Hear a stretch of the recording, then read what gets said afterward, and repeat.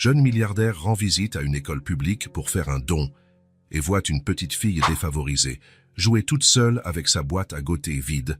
Elle sourit et dit « Je ne prends que la boîte pour que personne ne croie que je n'ai rien ». Il ouvre la boîte et ne peut retenir ses larmes en découvrant ce qu'il y trouve. Jack Turner roulait avec détermination dans les rues de la ville, en ce jeudi ensoleillé. Le soleil de l'après-midi entrait par les vitres de sa voiture de luxe, se reflétant sur le tableau de bord en cuir alors qu'il cherchait la bonne rue. À 32 ans, héritier de la chaîne Turner Marché, Jack vivait entouré de luxe et de privilèges, mais quelque chose dans sa vie ne collait pas. Les réunions interminables, les rapports financiers, les décisions froides basées uniquement sur des chiffres, tout cela le laissait avec un vide que ni ses biens matériels ni ses avantages ne pouvaient combler. « Ça doit être par ici », murmura-t-il pour lui-même, en ralentissant en approchant d'un carrefour familier.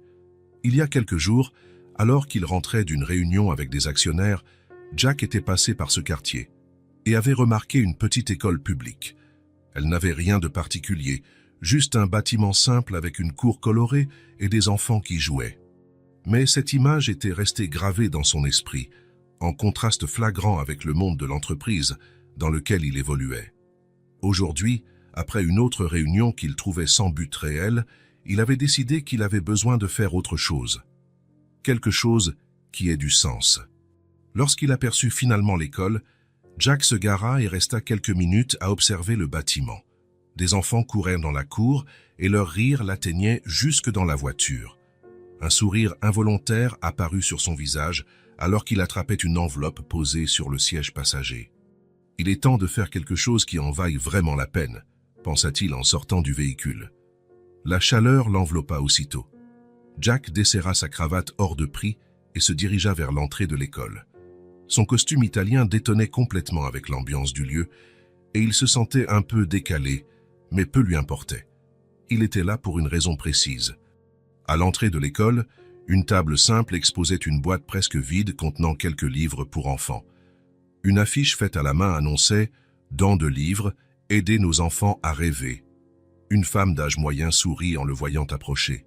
« Puis-je vous aider, monsieur ?»« Oui », répondit Jack en tenant fermement l'enveloppe. « Je voudrais faire un don pour l'école. »« Où puis-je trouver quelqu'un de responsable ?»« La direction se trouve au bout de ce couloir », indiqua-t-elle, le regardant avec curiosité.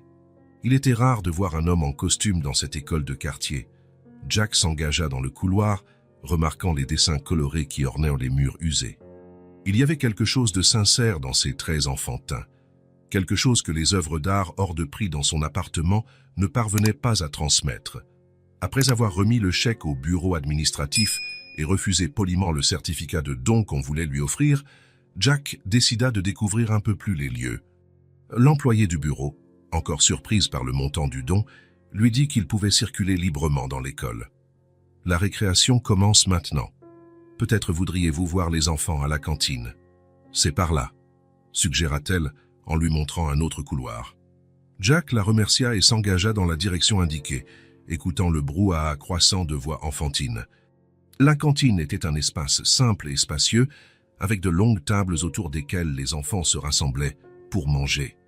Certains avaient leur propre boîte à goûter colorée, d'autres recevaient le repas fourni par l'école. C'est alors qu'il la vit. À une table située dans le coin le plus isolé, assise toute seule, une petite fille aux cheveux bruns attachés en tresse jouait avec sa boîte à goûter bleue délavée.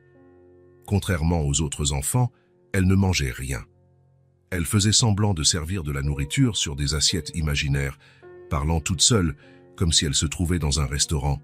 « Voici votre sandwich spécial, madame », disait la petite en s'adressant à l'air vide devant elle. « Et pour vous, monsieur, j'ai un jus de fraise. C'est le meilleur de la maison. » Jack ressentit quelque chose d'étrange dans sa poitrine, un mélange de fascination et de tristesse. Alors que les autres enfants discutaient ou mangeaient en petits groupes bruyants, cette fillette créait un univers entier, à partir de rien. Son expression était si concentrée qu'on aurait dit qu'elle croyait réellement à l'existence des plats qu'elle servait. Sans trop réfléchir, Jack s'avança vers elle. « Ce restaurant a l'air fantastique, » dit-il, un sourire bienveillant aux lèvres. « Y a-t-il une table de libre ?» La fillette leva les yeux, surprise. « Ses grands yeux s'écarquillèrent encore davantage en voyant un adulte inconnu s'adresser à elle, mais sa surprise laissa vite place à un sourire radieux. « Oui, monsieur, bienvenue au restaurant d'Emily. » Emily. C'était donc son nom.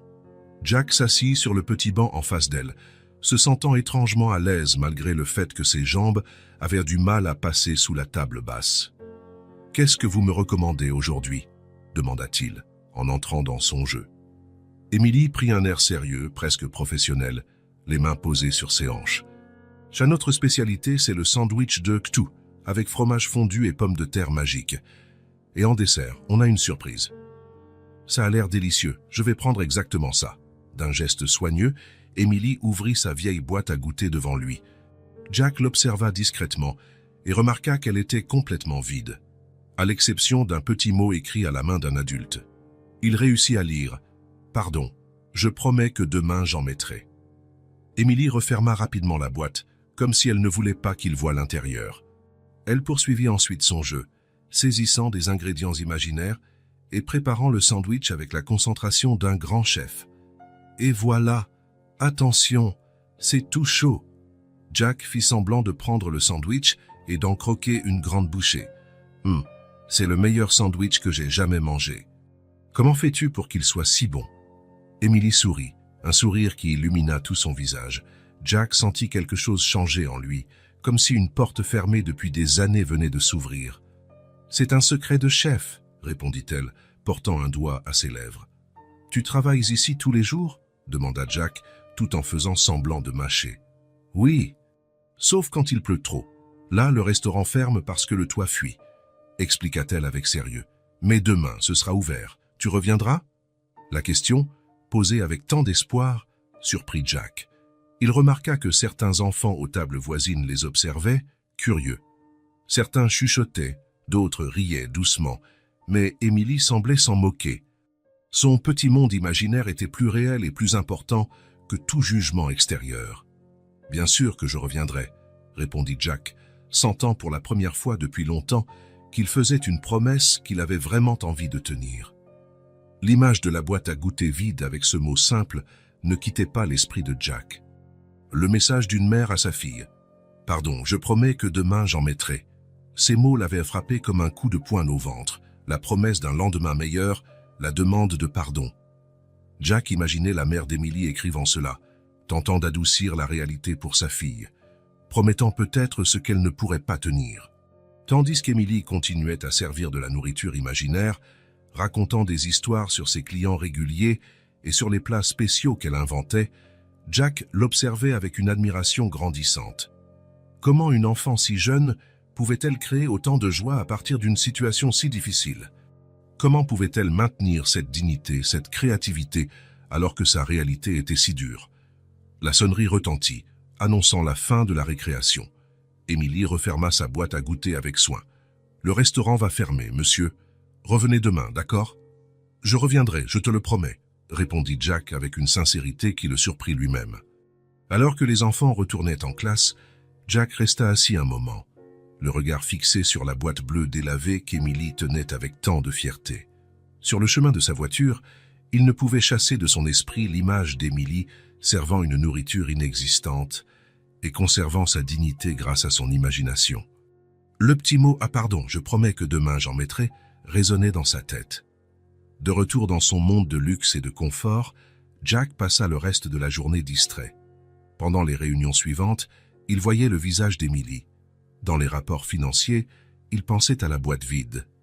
En dînant dans son appartement spacieux, il posa les yeux sur son propre repas et, pour la première fois depuis des années, ressentit une profonde honte. Cette nuit-là, allongé dans son lit hors de prix avec vue sur la ville illuminée, Jack prit une décision. Demain, le mot dans la boîte d'Emily deviendrait réalité. Pour elle, il y aurait un autre lendemain. Et pour Jack aussi. Jack se réveilla plus tôt que d'habitude le lendemain matin. Pour la première fois depuis longtemps, il n'eut pas besoin de son réveil pour se lever.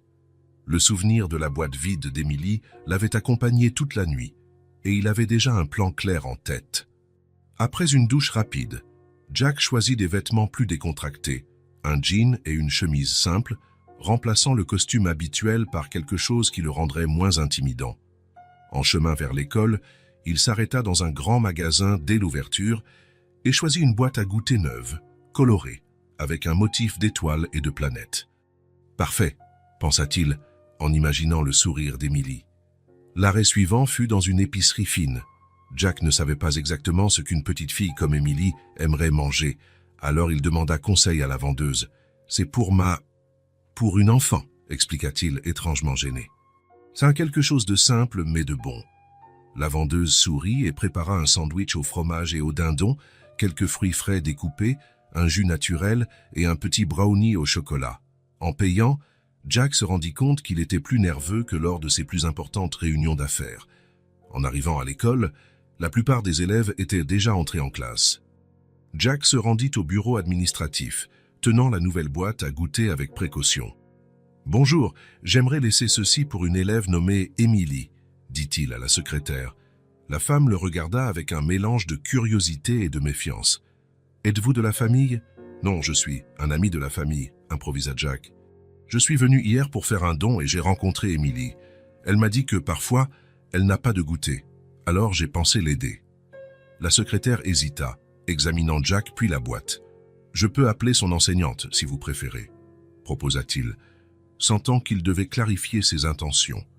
C'est alors que la porte du bureau s'ouvrit et qu'une jeune professeure entra, un tas de papiers à la main. « Madame Lambert, pourriez-vous m'aider pour… » Elle s'interrompit en voyant Jack. « Oh, pardon, je ne savais pas qu'il y avait quelqu'un. » La secrétaire saisit l'occasion. « Cet homme est venu apporter un goûter pour l'élève Emily. »« Vous êtes bien son enseignante, non ?» La jeune professeure acquiesça, regardant Jack avec intérêt. « Oui, Emily est dans ma classe.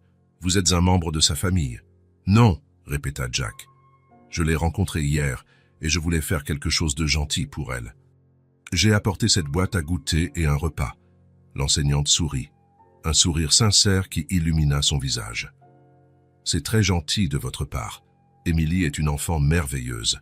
Si vous le souhaitez, vous pouvez le lui remettre vous-même pendant la récréation. Cela aura d'autant plus de valeur pour elle. » Jack accepta la proposition, sentant un soulagement immédiat. Il voulait justement voir la réaction d'Emily.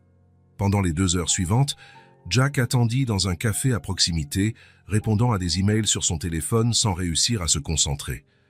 Lorsqu'il revint enfin à l'école pour l'heure de la récréation, son cœur battait aussi vite que celui d'un adolescent. L'enseignante d'Emily l'attendait à l'entrée de la cantine. « Elle est là-bas, à la même table qu'hier, » dit-elle avec un sourire complice. Jack entra et aperçut immédiatement Emily, seule à la même table dans le coin, jouant encore avec sa vieille boîte vide. Il s'approcha doucement, cachant la nouvelle boîte étoilée derrière son dos. « Le restaurant est-il ouvert aujourd'hui ?» demanda-t-il avec un sourire. Emily leva la tête et son visage s'illumina en le reconnaissant. « Tu es vraiment revenu. Je l'avais promis, non? Et j'ai quelque chose pour toi. » Jack posa la nouvelle boîte à goûter sur la table. Emily la fixa, puis leva les yeux vers lui, les siens grands ouverts de surprise. « C'est pour moi? »« Rien qu'à toi.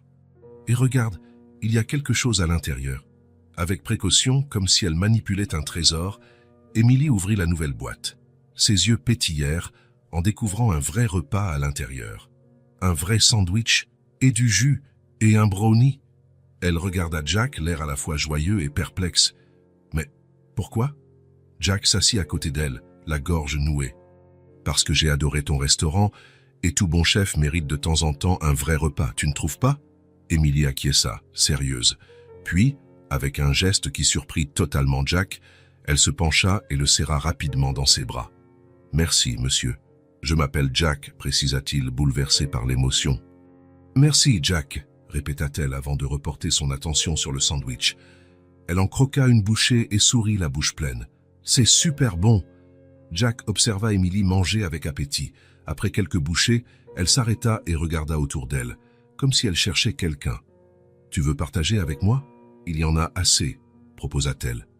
La générosité spontanée de la fillette, malgré la faim qu'elle avait dû endurer, toucha profondément Jack. « Non, c'est tout pour toi. J'ai déjà mangé, merci. » Emily continua de manger, mais maintenant, elle parlait entre 2 bouchées, comme si le fait de manger quelque chose de réel lui ouvrait enfin la porte d'une conversation réelle. « Ma maman va être contente. » Elle est triste quand elle n'a pas de quoi me préparer à manger, ni pour ma petite sœur. « Tu as une sœur » demanda Jack, vraiment intéressé. « Oui, Lily. Elle est encore petite. Elle a 3 ans. Elle va à la crèche. La maîtresse là-bas lui donne à manger. » Émilie fit une pause pour prendre une gorgée de jus. « Ma maman travaille beaucoup, tu sais. Elle nettoie des maisons maintenant.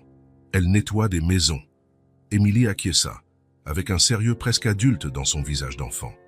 Elle a perdu son boulot au supermarché. Maintenant, elle fait le ménage et parfois de la couture. Elle fait ce qu'elle peut. La petite sourit, un sourire plein de fierté. Oh, c'est la meilleure maman du monde. Jack sentit une douleur dans sa poitrine. Le supermarché, était-il possible que la mère d'Émilie ait travaillé dans un des magasins de Turner Marché? Ta maman doit être quelqu'un de très spécial, commenta-t-il, tentant de garder la voix ferme. Oui, c'est elle qui m'a appris à jouer au restaurant. Émilie termina son sandwich et ouvrit la petite boîte de fruits.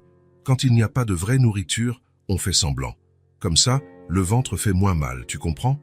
Jack déglutit difficilement. Non, il ne comprenait pas. Il n'avait jamais connu la vraie faim de toute sa vie privilégiée. « C'est pour ça que tu as un restaurant si génial ?» demanda-t-il, essayant de rester léger. Émilie sourit, fière. « Oui, un jour, j'aurai un vrai restaurant, et personne n'aura faim.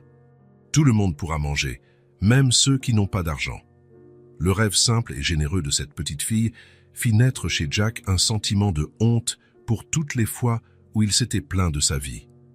Ils discutèrent encore un peu, Émilie parlant de ses cours, de la façon dont elle aidait sa maman à s'occuper de sa sœur, des endroits où elles avaient déjà vécu. La sonnerie annonça de nouveau la fin de la pause.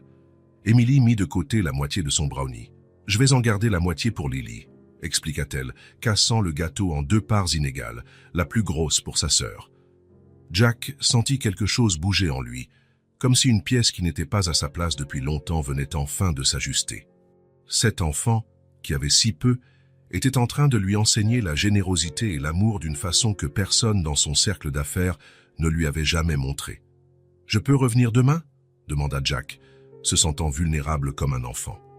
Le visage d'Émilie s'illumina à nouveau. « Oui, le restaurant d'Émilie est toujours ouvert pour toi. » Elle prit ses 2 boîtes à goûter, l'ancienne et la nouvelle, et courut pour rejoindre la file d'enfants qui regagnaient leur salle de classe.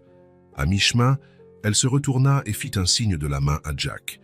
Il lui rendit son salut, avec un sourire qui venait du fond de son âme. Jack savait qu'il venait de se passer quelque chose en lui, quelque chose qui ne pouvait plus revenir en arrière. Et pour la première fois depuis des années, cela ne l'effrayait pas. Au contraire, cela le faisait se sentir vivant. Le siège de Turner Marché occupait les 3 derniers étages d'un gratte-ciel au centre-ville. De son bureau au dernier étage, Jack pouvait voir toute la métropole s'étendre à l'horizon. D'ordinaire, cette vue le faisait se sentir puissant, au sommet du monde. Mais aujourd'hui, il ne pouvait s'empêcher de penser à la petite Émilie, assise seule à sa table à la cantine. 3 jours s'étaient écoulés depuis qu'il avait apporté la boîte à goûter à Émilie. 3 jours durant lesquels il avait tenu sa promesse de revenir, apportant toujours un goûter différent. 3 jours à en apprendre un peu plus sur Émilie à travers leurs conversations simples pendant la récréation. Mais ce jour-là, Jack était de retour dans son univers. Assis dans son fauteuil en cuir, il fixait l'écran de son ordinateur sans vraiment voir les chiffres qui défilaient. Dans son esprit, il ne voyait que le sourire d'Émilie en recevant sa nouvelle boîte. « Jack, tu m'écoutes ?» La voix de son assistant le ramena à la réalité. Martin se tenait devant lui, tenant un dossier de documents, l'air inquiet. « Pardon, Martin. Qu'est-ce que tu disais ? La réunion avec le conseil d'administration, elle commence dans 5 minutes. » Jack acquiesça en passant la main sur son visage. « Bien sûr, j'arrive. » Pendant toute la réunion, alors qu'on discutait de fermer encore 3 magasins pour optimiser les opérations et maximiser la rentabilité au mètre carré, Jack resta agité. Chaque fois qu'il entendait des phrases comme « réduction nécessaire du personnel » et « ajustement structurel », il pensait à Émilie qui lui avait parlé de sa maman, licenciée de son travail. Combien de mères célibataires se cachaient derrière ces graphiques? Combien d'autres enfants comme Émilie venaient à l'école avec une boîte à goûter vide? Lorsque la réunion se termina enfin, Jack sentit un poids qu'il n'avait jamais remarqué auparavant. Au lieu de retourner à son bureau, il décida de partir plus tôt. Il avait besoin de clarifier ses pensées. Le lendemain, Jack annula ses rendez-vous et reprit la route de l'école d'Emily. Il était déterminé à en savoir plus, à mieux comprendre la situation. La directrice le reçut dans son petit bureau, visiblement ravie de le revoir. « Monsieur Turner, Emily ne cesse de parler de vous et de vos boîtes à goûter. C'est un très beau geste de votre part. » Jack sourit, mal à l'aise face au compliment. « C'est le minimum que je puisse faire. En réalité, j'aimerais en savoir plus sur la situation de sa famille, pour mieux les aider. » La directrice soupira, son visage prenant une expression plus grave. « Emily est l'une de nos élèves les plus brillantes, vous savez. Elle a une imagination incroyable et une capacité d'adaptation que beaucoup d'adultes n'ont pas.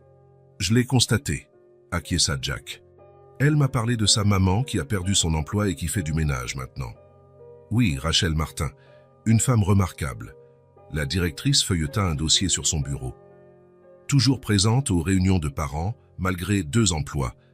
Je ne l'ai jamais entendue se plaindre, mais je vois à quel point c'est dur depuis qu'elle a perdu son poste fixe. » Jack ressentit une curiosité grandissante. « Savez-vous comment elles s'appellent exactement et où elles habitent ?»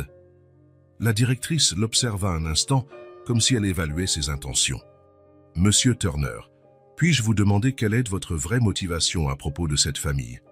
Jack n'était pas préparé à une question aussi directe. Il hésita, cherchant ses mots. « Rencontrer Emily m'a donné envie d'aider plus concrètement.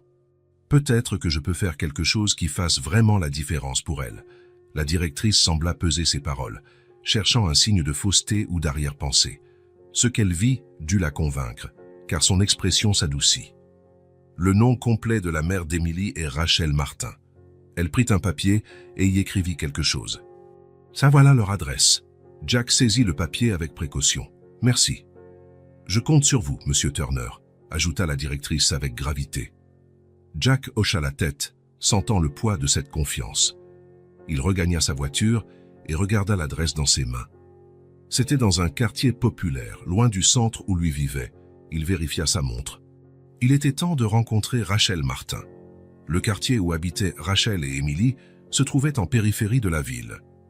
Jack roulait lentement, observant les maisons simples mais bien entretenues, certaines avec de petits jardins, d'autres avec des vélos appuyés contre les murs bas.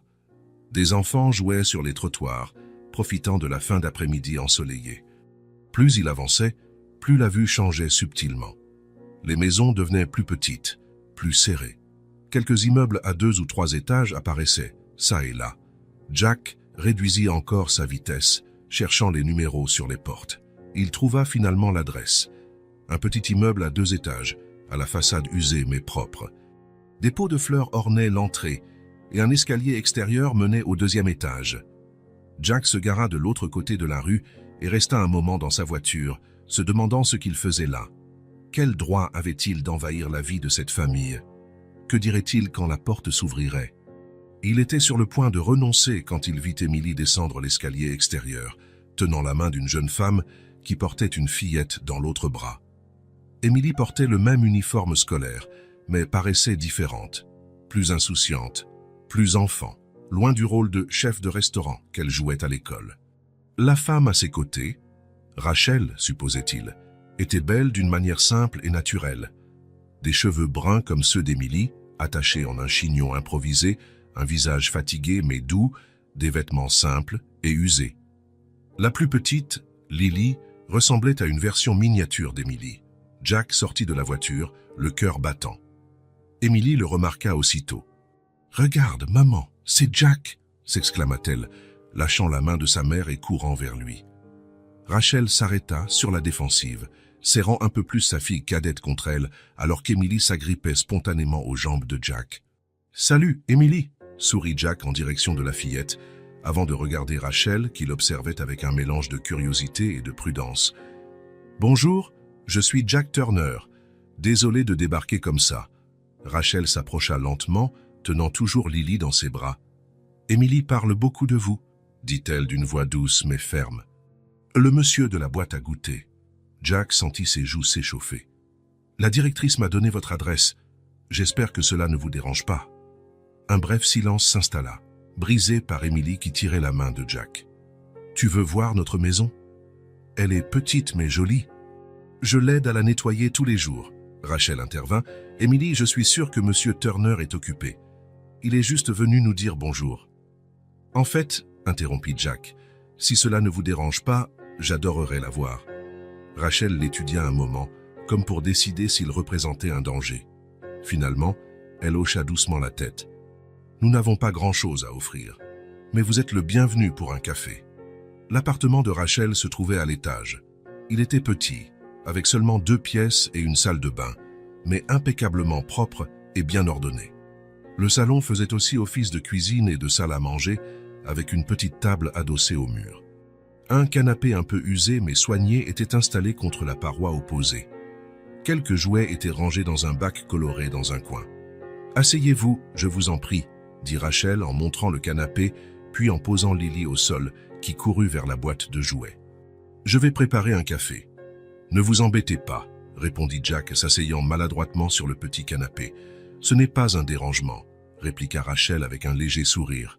« C'est la moindre des choses que je puisse faire pour quelqu'un qui a été si gentil avec ma fille. » Pendant que Rachel préparait le café, Émilie s'assit à côté de Jack, toute fière de lui montrer son petit coin dans la pièce, une petite étagère avec des livres empruntés à la bibliothèque et des dessins accrochés au mur. « Ça, c'est toi, » expliqua-t-elle en désignant un dessin coloré où un grand bonhomme en costume tenait ce qui ressemblait à une boîte à goûter.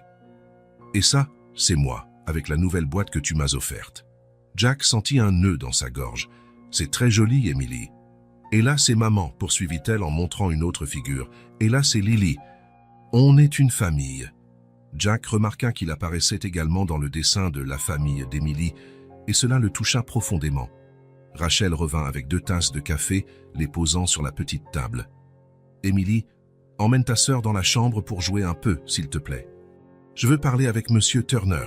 Il s'appelle juste Jack, maman. » corrigea Émilie avec la simplicité des enfants. « Viens, Lily, on va jouer au restaurant. » Lorsque les filles s'éloignèrent, Rachel s'assit à l'autre bout du canapé, tenant sa tasse à 2 mains comme pour y puiser de la chaleur.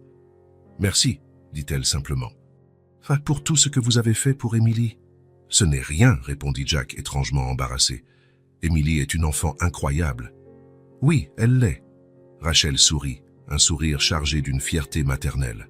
« Mais ce n'est pas commun qu'un inconnu s'implique à ce point, encore moins quelqu'un comme vous. »« Quelqu'un comme moi ?» Rachel fit un geste vague. « Votre voiture, vos vêtements. Il est évident que vous venez d'un monde très différent du nôtre. » Jack ne sut quoi répondre. Elle avait raison, bien sûr. « Émilie m'a parlé de son restaurant, » dit-il, tentant de combler le silence. Rachel baissa les yeux, et Jack comprit qu'il venait de toucher un point sensible. « C'était mon idée, » avoua-t-elle à voix basse. « Oh, quand on n'avait rien à mettre dans la boîte, je lui ai dit de faire semblant que c'était un restaurant. » Elle s'arrêta pour boire une gorgée de café. « Je ne pensais pas qu'elle prendrait ça autant à cœur. »« C'est une idée incroyable, » répondit sincèrement Jack. « À transformer quelque chose de triste en un jeu. » Rachel leva les yeux pour la première fois depuis qu'il s'était assis. « On fait ce qu'on peut pour protéger ses enfants, Monsieur Turner, pour qu'ils ne sentent pas tout le poids de la réalité. » Il y avait quelque chose dans la manière dont elle parlait, dans la dignité silencieuse de ses paroles, qui donnait à Jack l'envie d'en savoir plus. « Émilie m'a dit que vous aviez perdu votre emploi, » dit-il prudemment. Rachel hocha la tête, posant sa tasse sur la table. « Je travaillais comme caissière chez Turner Marché. J'y étais depuis presque 10 ans. Un jour, ils ont annoncé la fermeture du magasin. J'ai été licencié par email, sans explication ni plan. Depuis, je fais le ménage, je coude un peu, ce que je trouve. Tout ça pour mettre de la nourriture sur la table. Parfois, même ça, c'est compliqué. » Jack eut l'impression de recevoir un coup de poing dans l'estomac. Turner Marché, son entreprise familiale, celle qu'il contribuait à gérer. Rachel marqua une pause et sourit en direction de la chambre, d'où provenaient les rires des petites. Mais ma fille, elle n'a jamais bronché. Elle emportait sa boîte vide et continuait de sourire. Elle disait que ce n'était que temporaire, et elle écrivait des mots pour elle-même quand je ne pouvais pas le faire. Jack écouta en silence, la gorge serrée. Ce n'était plus seulement l'histoire triste d'une famille inconnue, C'était la conséquence directe des décisions que lui et sa famille prenaient quotidiennement, sans penser au visage derrière les chiffres. Ça n'a pas dû être facile, parvint-il à dire finalement. Rachel haussa les épaules, un geste mélangeant résignation et force. La vie est comme ça pour des gens comme nous. Les portes se ferment, il faut chercher des fenêtres. L'important, c'est que mes filles soient en bonne santé et réunies. On a un toit, et presque toujours de quoi manger. C'est déjà plus que certain. Jack parcourut la pièce du regard, écoutant les rires dans la chambre voisine. Il pensa à son propre appartement, immense et vide, aux innombrables réunions où l'on discutait de optimisation du personnel et de rationalisation des unités non rentables. Combien de Rachel Martin avaient été touchées par ces décisions? Je ne savais pas, dit-il, plus pour lui-même que pour elle. Comment l'auriez-vous su, répondit Rachel, sans amertume. Les gens qui prennent ces décisions ne voient mot jamais qui est de l'autre côté. Pour eux, on n'est que des chiffres sur un tableau. Un silence pesant s'installa, interrompu seulement par les rires des enfants dans l'autre pièce. « Je veux aider », dit finalement Jack en la regardant droit dans les yeux. « Vraiment ». Rachel l'étudia un instant, comme si elle cherchait à deviner ses vraies intentions. « Pourquoi vous souciez-vous de ce qui nous arrive ?» C'était une question légitime, et Jack devait être honnête, parce qu'Emily m'a montré quelque chose que je n'avais jamais vu avant. Son courage, son imagination, sa générosité alors qu'elle n'avait rien. Il s'interrompit, cherchant ses mots. « J'ai envie de faire quelque chose qui compte vraiment, pour la première fois de ma vie. » Rachel ne répondit pas immédiatement. Depuis la chambre, on entendait Emily expliquer à Lily comment servir les clients de son restaurant imaginaire. « Vous semblez être un homme bon, Jack, » dit Rachel finalement. « Mais on n'a pas besoin de charité, on a besoin de dignité, de travail honnête, de la certitude que demain ne sera pas pire qu'aujourd'hui. » Jack acquiesça, sentant la force de ces mots simples et justes. Il n'avait pas de réponse toute faite, mais il savait qu'il ne pouvait plus faire marche arrière après ce jour, après avoir découvert la réalité derrière cette boîte vide.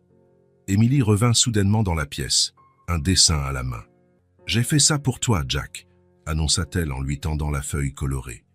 C'était un nouveau dessin du restaurant d'Emily, cette fois avec des clients attablés, dont Jack, Rachel et Lily.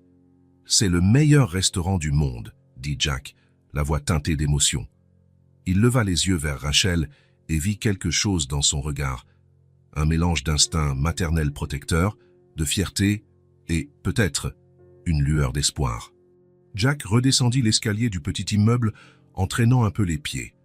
Le ciel commençait à s'assombrir, teintant la ville de nuances bleu profond. Les mots de Rachel résonnaient encore dans son esprit. Turner marchait, son entreprise, sa famille, sa responsabilité. Resté dans sa voiture sans démarrer, il prit un instant pour assimiler tout ce qu'il venait d'apprendre. Les hasards de la vie étaient parfois cruels. Surtout les enfants ayant une boîte vide, il était tombé précisément sur Emily, la fille d'une ex-employée de sa famille. L'image de Rachel expliquant comment elle avait été licenciée par email après 10 ans de service fidèle le hantait. Aucune explication, aucun plan. Ces mots allaient le poursuivre longtemps. Il finit par démarrer et repartit vers le centre-ville. Les lumières des boutiques et des restaurants lui semblaient désormais agressivement brillantes. Les visages des passants insouciants le frappaient par leur ignorance de l'existence de ses Rachel et de ses Emily. Le portier de son immeuble de luxe l'accueillit avec la déférence habituelle. « Bonsoir, monsieur Turner. » Jack répondit machinalement, prenant l'ascenseur vers son penthouse. Jamais encore le contraste entre sa vie et celle de gens comme Rachel ne lui avait paru aussi flagrant. Son appartement, spacieux et décoré avec élégance, lui parut soudain trop grand, trop froid. Jack jeta ses clés sur la table et se dirigea vers son bureau. Il devait vérifier un soupçon qui le rongeait de l'intérieur. Il alluma son ordinateur et se connecta au réseau de l'entreprise. Il avait accès à presque tous les documents, privilège dû à son nom. Il commença à chercher des rapports de fermeture de magasins des dernières années. Unité 237, quartier Est, fermeture approuvée le 17-01. Le dossier apparut à l'écran et Jack l'ouvrit, le cœur battant. Le rapport était froid et technique, comme tous les documents de ce genre. Analyse de rentabilité, projection d'économie, recommandations pour la réallocation des ressources. Dans la section Impact sur les ressources humaines, Un annexe listait les employés licenciés. Jack parcourut la liste du doigt sur l'écran, cherchant un nom précis. Puis, il le vit. Martin, Rachel, A. Caissière senior, 9 ans et 8 mois d'ancienneté. Fin de contrat sans possibilité de réaffectation. Un frisson parcourut son échine. Jack se souvenait vaguement de cette réunion. Ça avait eu lieu au début de l'année, une parmi tant d'autres. Il avait signé l'approbation sans poser trop de questions, faisant confiance aux analyses des départements finances et opérations. En continuant ses recherches, il trouva le modèle de mail qui avait été envoyé aux employés. Impersonnel, direct, quasiment mécanique. Madame, monsieur, nous vous informons que, en raison d'une restructuration stratégique, l'unité où vous travaillez sera fermée dans 30 jours. Nous avons le regret de vous annoncer que votre poste sera supprimé sans possibilité de réaffectation pour le moment. Jack ferma le mail, pris de nausée. C'était ce que Rachel avait reçu après presque une décennie de travail pour l'entreprise. Un formulaire standard, probablement sans même son nom correctement inséré. Dans un coin de l'écran, il remarqua la liste des approbateurs du document. Son nom y figurait, accompagné de sa signature numérique. Il avait donné son accord pour tout cela, sans jamais réfléchir aux personnes réelles derrière les chiffres. Jack se leva et alla jusqu'à la fenêtre. La ville brillait au loin, des milliers de lumières pour des milliers de vies. Combien parmi ces lumières appartenaient à des gens que ces décisions avaient affectés? Combien d'enfants comme Emily, à l'instant même, jouaient avec des boîtes vides parce qu'il avait signé un document sans y penser? Le poids de la responsabilité s'abattit sur ses épaules comme jamais auparavant. Il ne ressentait pas seulement de la tristesse, mais un profond remords, une culpabilité qui ne pouvait être ignorée. Jack retourna à son ordinateur et ouvrit d'autres rapports, d'autres mails, d'autres documents. À chaque fois, il trouvait la même histoire. Des décisions prises froidement, des vies changées à jamais. Et son nom, sa signature, sa participation silencieuse. Les heures passèrent alors qu'il s'enfonçait dans cette réalité qu'il avait toujours refusé de voir. Quand il s'éloigna enfin de son bureau, il était déjà minuit. Son corps était épuisé, mais son esprit tournait encore à toute allure. Il se servit un verre et s'assit dans l'obscurité de son salon. L'image d'Emily offrant de la nourriture imaginaire dans son restaurant prenait désormais un sens complètement différent. Ce n'était pas seulement un jeu d'enfant, c'était une stratégie de survie, une tentative courageuse de conserver sa dignité, de transformer la faim en quelque chose de moins douloureux. Et ce mot dans la boîte, « Pardon, je promets que demain j'en mettrai ». Combien de fois Rachel l'avait-elle écrit sans savoir si elle pourrait tenir sa promesse? Combien de nuits avait-elle passées éveillée, inquiète de savoir ce que ses filles mangeraient le lendemain? Tout cela à cause de décisions qu'il prenait presque tous les jours. Jack posa son verre, la gorge serrée, et alla dans sa chambre. Il se laissa tomber sur son lit king size, les yeux fixés au plafond. Le silence de l'appartement lui martelait les oreilles. Quelque part dans cette ville, Emily et Lily dormaient probablement ensemble dans un petit lit, tandis que Rachel, peut-être, restait encore éveillée, angoissée par l'avenir. Le sommeil ne vint pas. Jack se retourna dans son lit, hanté par ses pensées. Emily dessinant son restaurant. Rachel tenant sa tasse avec les deux mains, comme si elle cherchait à y trouver un peu de chaleur. Lily courant pour rejoindre sa grande sœur, inconsciente des difficultés qui l'entouraient. Vers 3 heures du matin, Jack se leva. Il savait qu'il ne pourrait pas dormir. Il retourna dans le salon et s'assit, cette fois sans verre. Pour la première fois depuis longtemps, peut-être la première fois de sa vie, il sentait qu'il devait faire quelque chose de vraiment courageux. Ce ne serait pas facile, ce ne serait pas confortable, ce ne serait pas juste un chèque généreux ou un don anonyme. Il faudrait faire quelque chose de réel qui fasse vraiment la différence. Pas pour soulager sa culpabilité, même si elle était bien présente et méritée, mais pour honorer ce qu'il avait vu dans cette boîte vide, dans cet appartement petit et propre, dans cette famille qui refusait de se laisser abattre. Il avait vu de l'espoir, un espoir obstiné, résilient, qui ne pliait pas même dans les circonstances les plus difficiles. Un espoir qui méritait d'être récompensé par des actes, non par des mots ou des promesses creuses. Lorsque le soleil commença à se lever, colorant le ciel de rose et d'or, Jack avait déjà un plan. Ce ne serait pas simple, il ferait probablement face à des résistances, peut-être même à des railleries. Mais pour la première fois depuis bien longtemps, il sentait qu'il allait faire quelque chose qui avait vraiment du sens, quelque chose qui, peut-être, pourrait commencer à réparer une erreur qui n'aurait jamais dû se produire. Le siège de Turner Marché occupait un immeuble imposant dans le quartier financier de la ville. Sa façade de verre reflétait le ciel clair de ce matin, tandis que les employés entrèrent d'un pas rapide pour une nouvelle journée de travail. Jack traversa le hall d'accueil d'un pas ferme, ignorant les salutations respectueuses auxquelles il répondait d'ordinaire. Son esprit était concentré sur une seule chose, l'entretien qu'il aurait avec son père. Thomas Turner, fondateur et président de la chaîne de supermarchés, venait de fêter ses 65 ans, mais gardait la même énergie et la même détermination qui l'avait fait passer d'une petite épicerie de quartier à l'un des entrepreneurs les plus prospères du pays. C'était un homme pragmatique, direct et, selon bien des gens, impitoyable quand il s'agissait de business. Jack avait fixé la réunion très tôt, sachant que son père arrivait toujours avant tout le monde. Il avait besoin de ce moment en tête-à-tête, sans la présence d'autres directeurs ou de la secrétaire qui filtrait les informations pour le président. « Bonjour, fiston !» La voix grave de Thomas résonna alors que Jack entrait dans le vaste bureau présidentiel. L'homme plus âgé se tenait debout près de la fenêtre, observant la ville qui s'éveillait peu à peu. « C'est rare de te voir ici si tôt. Qu'est-ce qui se passe ?» Jack inspira profondément avant de répondre. « Ça doit parler de quelque chose d'important, papa. » Thomas se retourna, analysant son fils avec ce regard perçant qui en avait intimidé plus d'un. « Ça a l'air sérieux. Assieds-toi. »« Je préfère rester debout, » répliqua Jack, ressentant une détermination inhabituelle dans sa propre voix. Thomas haussa un sourcil mais n'insista pas. Il alla s'adosser à son bureau, croisant les bras. « Je t'écoute. » Jack n'avait pas répété ce qu'il allait dire. Il savait juste qu'il fallait être honnête, direct. « J'ai rencontré récemment une famille, une mère célibataire, 2 petites filles. La maman travaillait dans l'un de nos magasins depuis près de 10 ans.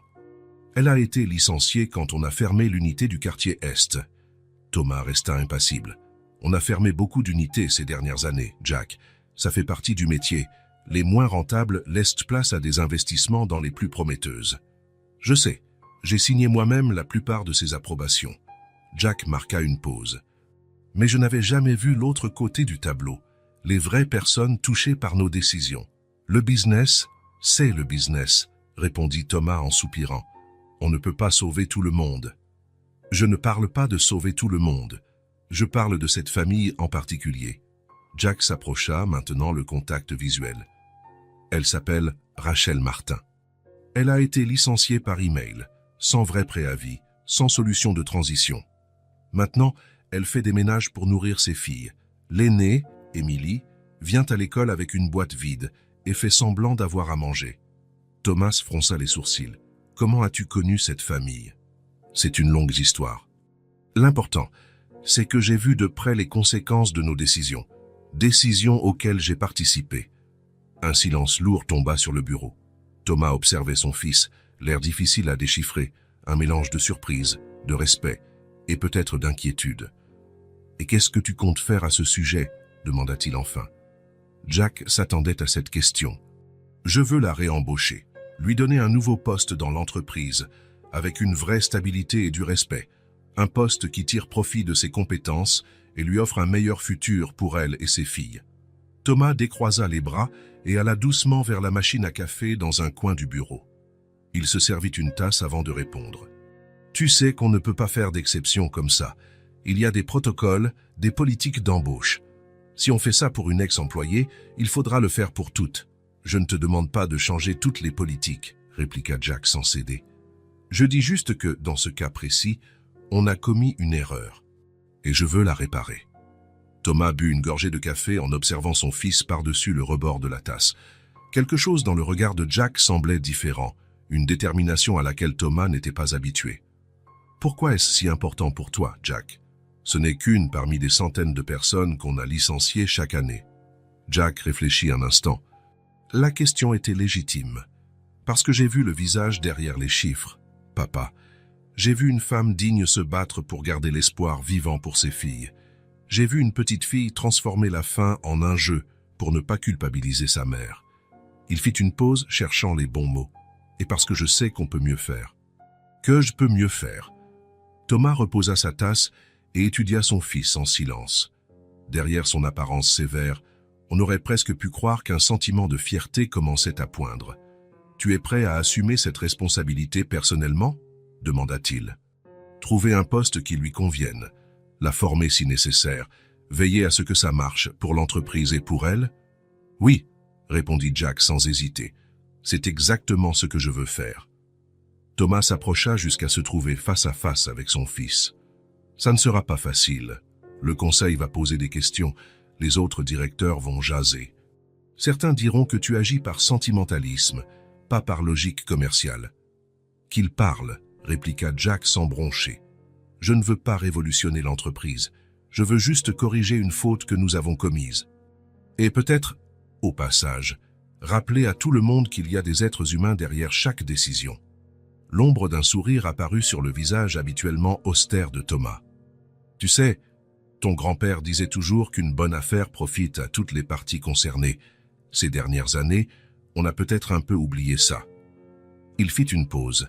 « Très bien, Jack, tu as mon accord pour la réembaucher, mais ce sera ta responsabilité entièrement. » Jack acquiesça, acceptant le défi. « Merci, papa. »« Ne me remercie pas tout de suite, » répliqua Thomas en retournant à son bureau. « Le plus difficile reste à faire.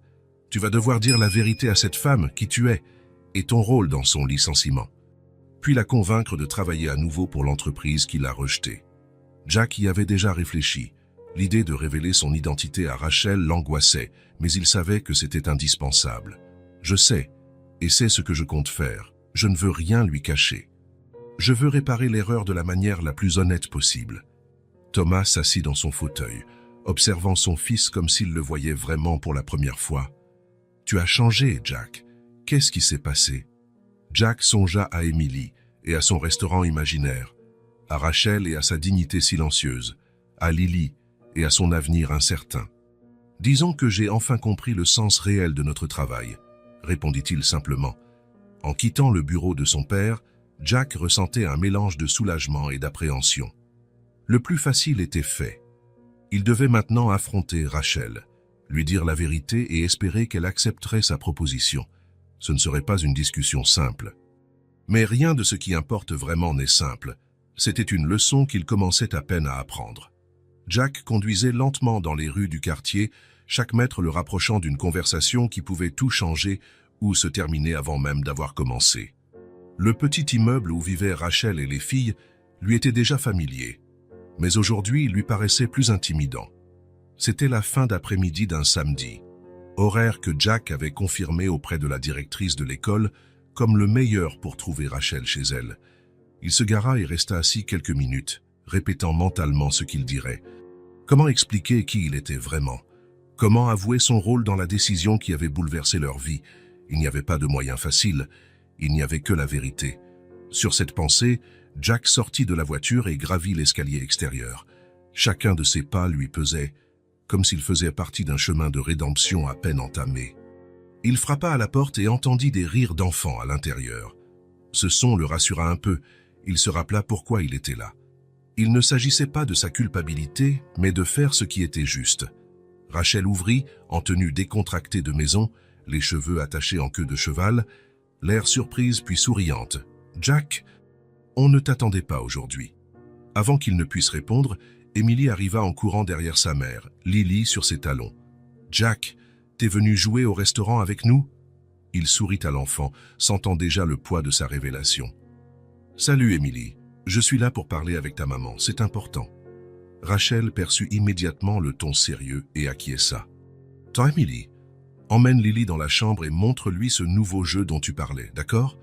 Emily sembla sur le point de protester, mais un regard de sa mère la fit accepter. « D'accord, mais après, Jack pourra jouer avec nous, hein ?»« On verra, » répondit Rachel en caressant les cheveux de sa fille. « Allez, file !» Lorsque les fillettes furent reparties, Rachel invita Jack à entrer, lui désignant le canapé. « Tu veux un café ?»« Non, merci, » répondit-il, restant debout. Il se sentait trop nerveux pour s'asseoir. « Rachel, il faut que je te dise quelque chose. Quelque chose que j'aurais dû dire depuis le début. » Elle croisa les bras, comme par réflexe de défense. « De quoi s'agit-il? Jack prit une grande inspiration.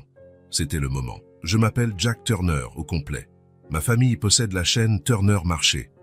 Le silence qui suivit fut assourdissant. Rachel le dévisagea, immobile, comme si elle assimilait chaque mot. Ses yeux s'écarquillèrent et son visage perdit ses couleurs. Turner, Marché. Sa voix n'était qu'un murmure. Oui, confirma Jack, maintenant son regard malgré l'envie de le baisser. L'entreprise où tu as travaillé pendant presque 10 ans. Rachel fit un pas en arrière, comme si elle avait besoin de mettre une distance entre elle et lui. Son regard, auparavant chaleureux, était maintenant méfiant et confus. Pourquoi ne pas me l'avoir dit plus tôt? Pourquoi un? Elle s'interrompit, la compréhension se peignant sur son visage.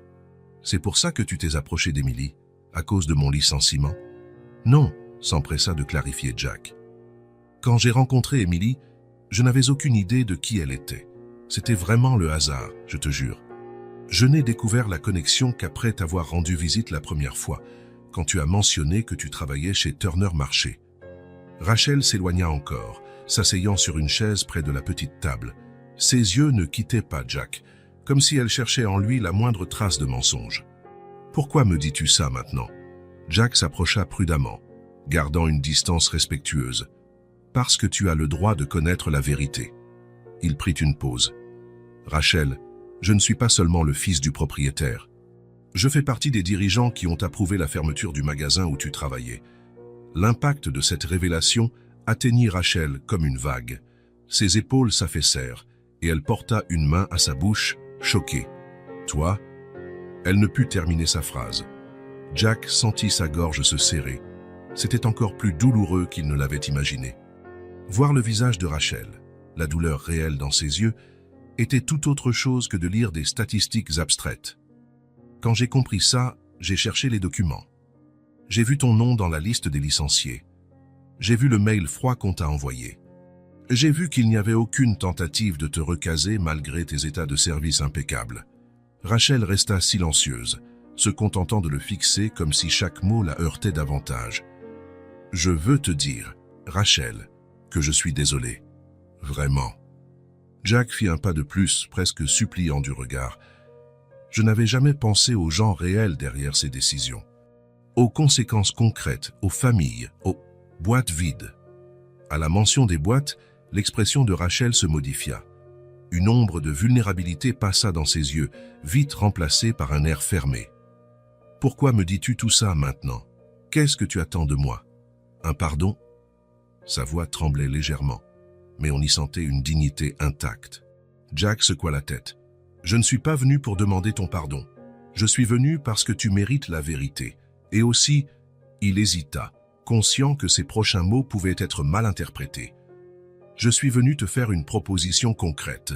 Pas de la charité, mais une tentative de réparer l'erreur. » Rachel resta méfiante, mais l'intérêt était là. On ouvre un nouveau supermarché dans le quartier Centre-Ouest, plus grand, avec des rayons spécialisés. On cherche un responsable pour le service clientèle. Jack fit une pause. « Je veux t'offrir ce poste. » La surprise fut évidente sur le visage de Rachel. Elle ne s'attendait clairement pas à ça. Responsable? J'étais caissière. Une caissière avec près de 10 ans d'expérience, d'excellents retours, qui connaît nos processus et nos valeurs, et quelqu'un qui parvient à élever 2 filles seules dans ces circonstances a plus de compétences en gestion que la plupart de nos cadres, ajouta Jack avec un léger sourire. Rachel ne sourit pas en retour. Elle pesait encore le pour et le contre, essayant de comprendre les implications de cette offre. Pourquoi tu ferais ça? Par remords, par culpabilité? Jack réfléchit. Il aurait pu nier, prétendre que c'était purement pour ses compétences. Mais il s'était promis d'être honnête. Au début, oui, quand j'ai découvert le lien, j'ai ressenti de la culpabilité. Mais maintenant, c'est vraiment pour faire ce qui est juste. Il s'assit sur le canapé, réduisant la distance sans pour autant l'envahir. Rachel, tu mérites ce poste. Tu as les qualifications et l'entreprise ne peut qu'y gagner avec des gens comme toi à des postes de responsabilité. Depuis le couloir, on entendait encore les rires d'Emily et Lily. Le son sembla attendrir Rachel, qui jeta un regard vers la porte avant de reporter son attention sur Jack. « Et si je refuse? Alors je respecterai ton choix. je continuerai simplement à venir voir Émilie, si tu me le permets. Et j'essaierai de trouver d'autres moyens de vous aider, sans empiéter sur votre intimité ni blesser ta fierté. » Rachel garda le silence plusieurs minutes et Jack attendit, lui laissant le temps de réfléchir. « Quel serait le salaire ?» demanda-t-elle finalement, d'un ton pragmatique. Jack donna un montant plus de 2 fois supérieur à ce qu'elle gagnait en tant que caissière. Les yeux de Rachel s'écarquillèrent un instant avant de retrouver leur calme. « Et les avantages? Une couverture santé? Complète. Pour toi et tes filles. Une stabilité? Contrat de 2 ans, minimum, avec des clauses de protection. Renouvelable selon tes résultats, mais avec des garanties. » Rachel hocha lentement la tête, scrutant Jack comme pour lire en lui. « Pourquoi je pourrais te faire confiance maintenant, Jack Turner ?» La question prit Jack au dépourvu, non pas par sa forme, mais par sa sincérité brute. « Parce que maintenant, je sais qui tu es, Rachel Martin. Pas un nom dans un tableau, pas un chiffre dans une statistique. Une personne réelle, avec des enfants réels, des rêves et des craintes réelles. » Il sourit doucement. « Et parce que j'ai fait une promesse à ta fille sur les restaurants et les goûters et que je compte bien la tenir. » Un presque sourire passa sur le visage de Rachel. « Elle t'adore vraiment, tu sais. Depuis le premier jour, elle ne parle que de son ami Jack. » Jack sentit son cœur se serrer. « C'est une enfant incroyable. » « Oui, elle l'est. » Rachel baissa les yeux sur ses mains avant de les relever vers Jack. « Je vais réfléchir à ton offre. Je ne peux pas me décider maintenant. » « Bien sûr, je comprends parfaitement. Prends tout le temps qu'il te faudra. » Ce fut à ce moment qu'Émilie déboula dans le salon, Lily à sa suite. « Maman, on peut montrer nos dessins à Jack ?» Rachel et Jack échangèrent un regard et elle acquiesça, scellant une trêve silencieuse quant à la discussion sérieuse qu'ils venèrent d'avoir. « Bien sûr, ma chérie. » En moins de temps qu'il n'en faut pour le dire, Jack se retrouva entouré de dessins colorés, Émilie commentant chaque détail avec enthousiasme. La spontanéité de l'interaction, la joie simple des enfants, tranchait avec la tension de la conversation précédente. Lorsqu'il partit finalement, la nuit était déjà tombée. Il remercia Rachel pour leur discussion honnête et promit à Émilie de revenir bientôt. « Je vais penser à tout ce que tu m'as dit », souffla Rachel sur le pas de la porte pour que les filles ne l'entendent pas. « Et merci au moins d'avoir été honnête. » Jack hocha la tête. « C'est la moindre des choses que tu méritais. » 3 jours plus tard, Jack reçut un appel alors qu'il était à son bureau. C'était Rachel. « J'accepte le poste, » dit-elle sans préambule. « Mais à une condition. » « Laquelle ? » « Je veux être évalué selon les mêmes critères que n'importe quel autre employé. Pas de traitement de faveur. Si je ne suis pas assez bonne, tu devras me le dire. » Jack sourit, admirant la dignité de cette femme. « Entendu. » Le nouveau supermarché de Turner Marché dans le quartier Centre-Ouest était véritablement impressionnant. 2 étages, des rayons gourmets et bio, une boulangerie complète. Cela représentait la nouvelle direction que la chaîne souhaitait prendre. Rachel commença à y travailler 2 semaines après cet échange décisif. Les premiers jours furent difficiles. Malgré sa connaissance approfondie des processus de l'entreprise, le rôle de manager était nouveau pour elle. Il y avait une courbe d'apprentissage et certains regards suspicieux de la part d'autres responsables qui se demandaient comment une simple ex-caissière était arrivée là. Mais Rachel surprit tout le monde par son dévouement et sa compréhension pratique du quotidien en magasin. Elle savait exactement ce que voulaient les clients, comprenait les frustrations du personnel de terrain et avait des idées concrètes pour améliorer l'expérience de chacun. Jack lui rendait visite régulièrement, restant très professionnel sur place. Mais il continuait aussi de fréquenter son appartement les week-ends, apportant des livres pour Émilie et des jouets éducatifs pour Lily. 1 mois plus tard, Rachel reçut son premier salaire.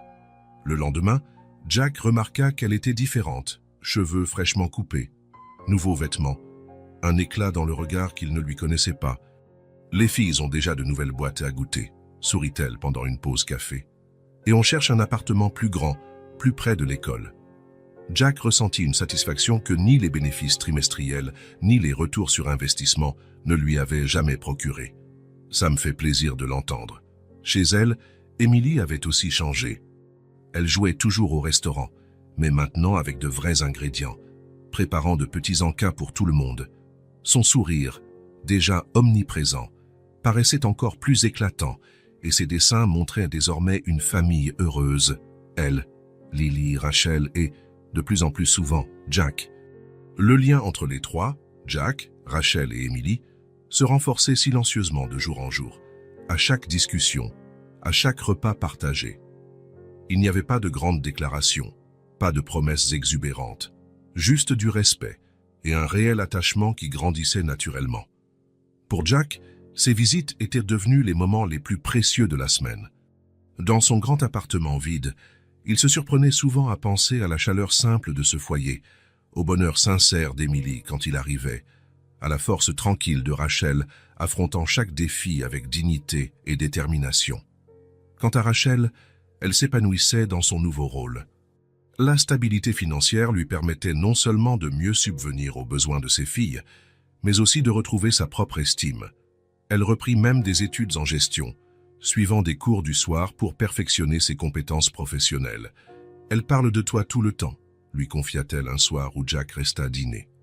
Les fillettes étaient déjà couchées et ils buvaient un thé dans la petite cuisine. Surtout Emily, tu es devenue partie intégrante de sa famille. Jack sentit un frisson intérieur. Vous aussi, vous faites partie de ma vie, d'une façon que je n'aurais jamais imaginée. Rachel le regarda longuement, comme si elle percevait quelque chose au-delà des apparences. Tu sais ce qui m'impressionne le plus chez toi, Jack. Ce n'est pas que tu aies essayé de réparer une erreur, c'est que tu as réellement changé. Je le vois dans ta façon de traiter les employés du magasin, dans les petites améliorations que tu mets en place dans l'entreprise. Jack n'y avait jamais réfléchi ainsi, mais Rachel avait raison. Sa rencontre avec Emily et sa petite boîte vide n'avait pas seulement modifié ses actes, elle avait transformé sa façon de voir le monde. J'ai encore beaucoup à apprendre, admit-il. Rachel sourit, un sourire qui illuminait tout son visage. Nous en avons tous. Ce soir-là, en quittant l'appartement, Jack savait qu'un changement fondamental s'était produit dans sa vie. La vérité avait été révélée, non seulement à Rachel, mais à lui-même. Et de cette révélation, quelque chose de nouveau et sincère était en train de naître, un nouveau départ, bâti non pas sur le mensonge ou la culpabilité, mais sur l'honnêteté et le respect mutuel. Une chance de rédemption, pas seulement pour lui, mais pour tous ceux concernés. Et tout avait commencé avec une boîte vide et une petite fille qui refusait de laisser une situation difficile éteindre son sourire. L'odeur du pain frais et de la sauce tomate emplissait le petit appartement lorsque Jack frappa à la porte, ce dimanche matin. 3 mois s'étaient écoulés depuis l'arrivée de Rachel dans le nouveau supermarché Turner, et beaucoup de choses avaient changé dans leur vie. Rachel ouvrit la porte avec un sourire chaleureux, portant un simple tablier par-dessus ses vêtements décontractés. Ses cheveux étaient relevés en un chignon lâche, quelques mèches encadrant son visage. Elle dégageait une sérénité à laquelle Jack s'habituait à peine, une confiance tranquille qui grandissait jour après jour. « Tu arrives pile à l'heure », dit-elle en s'écartant pour le laisser entrer. Emily est impatiente, elle n'arrête pas de demander quand tu vas venir. Jack entra tenant un petit sac en papier. J'ai apporté le dessert. Rien de très élaboré, juste quelques gourmandises de la pâtisserie près de chez moi. Tu n'étais pas obligé, répondit Rachel, mais son sourire montrait qu'elle appréciait l'attention. L'appartement était le même, mais il semblait différent.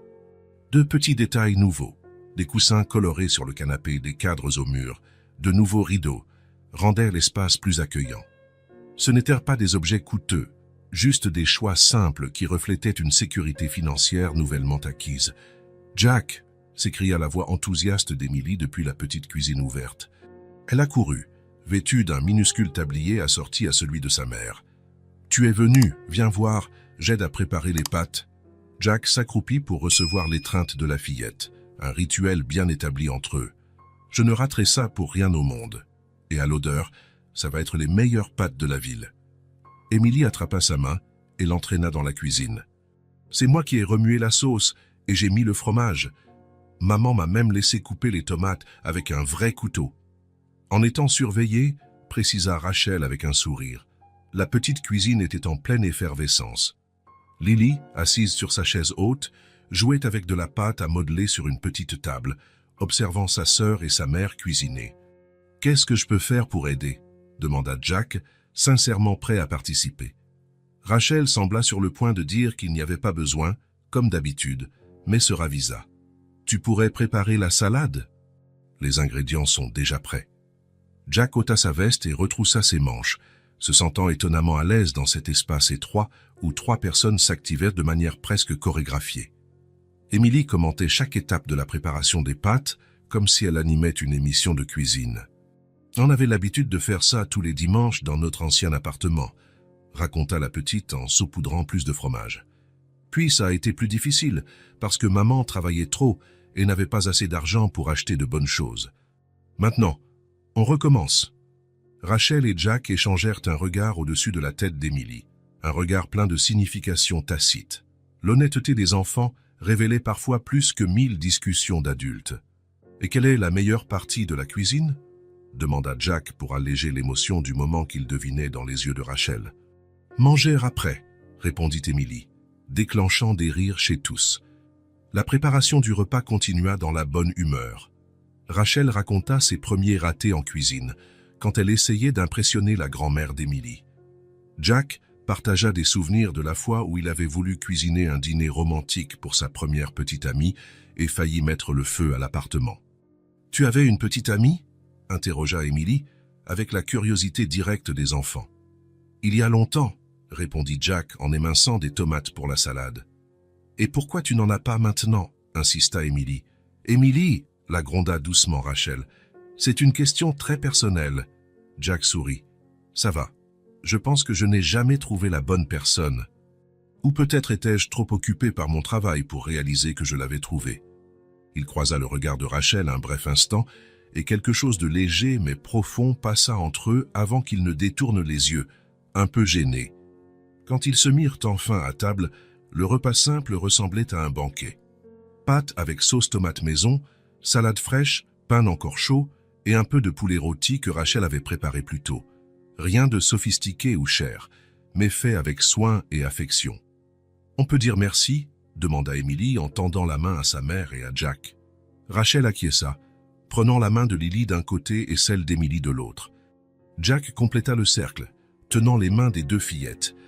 Ce geste était nouveau pour lui, mais paradoxalement apaisant.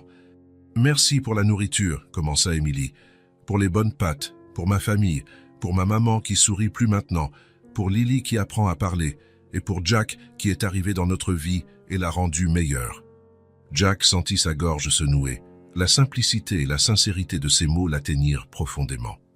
Le repas se déroula dans une ambiance naturelle, comme une famille habituée à partager des moments ensemble.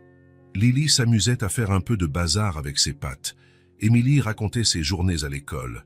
Rachel parlait des défis et succès de son nouveau poste. Jack partagea des souvenirs d'enfance qu'il n'avait jamais évoqués devant personne. À un moment, Jack se rendit compte qu'il riait plus qu'il ne l'avait fait depuis des années. Il y avait une légèreté dans ce déjeuner dominical, un sentiment d'appartenance qu'il n'avait jamais ressenti, même avec sa propre famille. Le repas terminé, alors que les enfants se précipitaient pour jouer, Jack aida Rachel à débarrasser la table dans un silence confortable, sans besoin de combler par des mots. « Merci d'être venu », dit finalement Rachel en rangeant les derniers plats. « Ça compte beaucoup pour les filles. » « Et pour toi ?» demanda Jack, osant une franchise qu'il évitait d'habitude. Rachel sourit, un sourire franc et chaleureux. « Ça compte beaucoup pour moi aussi. » Plus tard, alors qu'ils s'installèrent tous dans le petit salon pour regarder un film choisi par Émilie, Jack ne pouvait s'empêcher de contempler les visages autour de lui. Rachel, sereine et souriante. Émilie, levée contre son épaule, confiante comme si elle s'y était toujours sentie en sécurité. Lily, endormie sur les genoux de sa mère. Pour la première fois depuis très longtemps, peut-être même la première fois de sa vie, Jack se sentait réellement à sa place. Il ne s'agissait pas d'une obligation familiale ou d'un engagement professionnel, mais d'un lien authentique, né de circonstances inattendues. Émilie le regarda et sourit, ses yeux brillants d'une sagesse innocente propre aux enfants. « Je suis contente que tu sois apparu dans notre vie, Jack, » dit-elle à voix basse, comme si elle lui confiait un secret. Jack sourit en retour, incapable de formuler combien cette famille simple avait transformé sa propre existence. « Moi aussi, Émilie, » répondit-il finalement. « Moi aussi. » L'automne colorait les arbres autour de l'école de nuances dorées et rougeâtres. Rachel réajusta son écharpe, tandis qu'elle attendait la sortie d'Émilie. Le vent frais décoiffait ses cheveux mais elle n'y prêtait pas attention, concentrée sur l'arrivée de sa fille et sur le chemin parcouru ces derniers temps. Sa nouvelle organisation au travail lui permettait de venir chercher Émilie 3 fois par semaine, un luxe qu'elle n'aurait pas pu s'offrir auparavant. En tant que responsable dans le nouveau supermarché Turner, Rachel avait davantage de flexibilité pour gérer ses horaires. C'était encore étrange pour elle, ce nouveau statut, cette nouvelle vie. Parfois, au réveil, il lui fallait quelques secondes pour se souvenir qu'elle n'aurait plus à courir d'une maison à l'autre pour faire des ménages toute la journée. Appuyée contre sa voiture modeste, qu'elle venait d'acheter grâce à ses économies, Rachel regardait d'autres mères et pères comme elle, attendant leurs enfants. Il n'y a pas si longtemps, elle aurait été la dernière à arriver, épuisée par une journée interminable, ratant souvent les occasions de discuter avec les professeurs ou de se mêler aux autres parents. Aujourd'hui, elle était là à l'heure, se sentant réellement partie prenante de cette communauté. La cloche sonna, et bientôt la cour se remplit des voix joyeuses des enfants. Rachel sourit en voyant Émilie quitter le bâtiment, fière de sa boîte à goûter, désormais toujours pleine, tout en discutant avec une camarade. « Salut, maman !» Émilie courut vers elle, les yeux pétillants. « J'ai un truc à te raconter. » Rachel se pencha pour l'embrasser. « Quoi donc, ma chérie ?»« La maîtresse a pleuré aujourd'hui à cause de mon goûter. » Rachel fronça les sourcils, perplexe. « Elle a pleuré ? Pourquoi ?»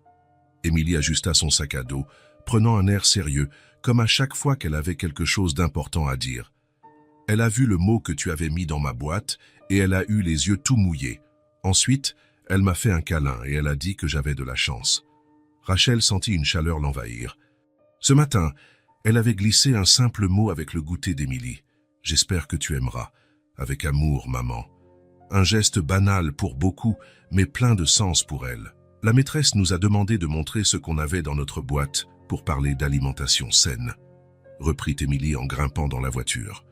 Quand j'ai ouvert la mienne, elle a vu le sandwich en forme de cœur et le mot. Elle l'a lu à haute voix, puis sa voix est devenue bizarre. Rachel sourit en démarrant le moteur. Madame Lambert, l'enseignante, connaissait bien leur histoire. Elle avait vu Émilie avec sa boîte vide durant les périodes difficiles.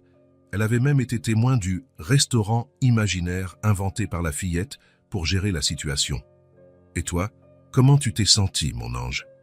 Émilie réfléchit un instant, jouant avec la fermeture de sa boîte. Heureuse. Et un peu fière, parce que maintenant, tout le monde sait que ma maman fait les meilleurs goûters et écrit les plus beaux petits mots.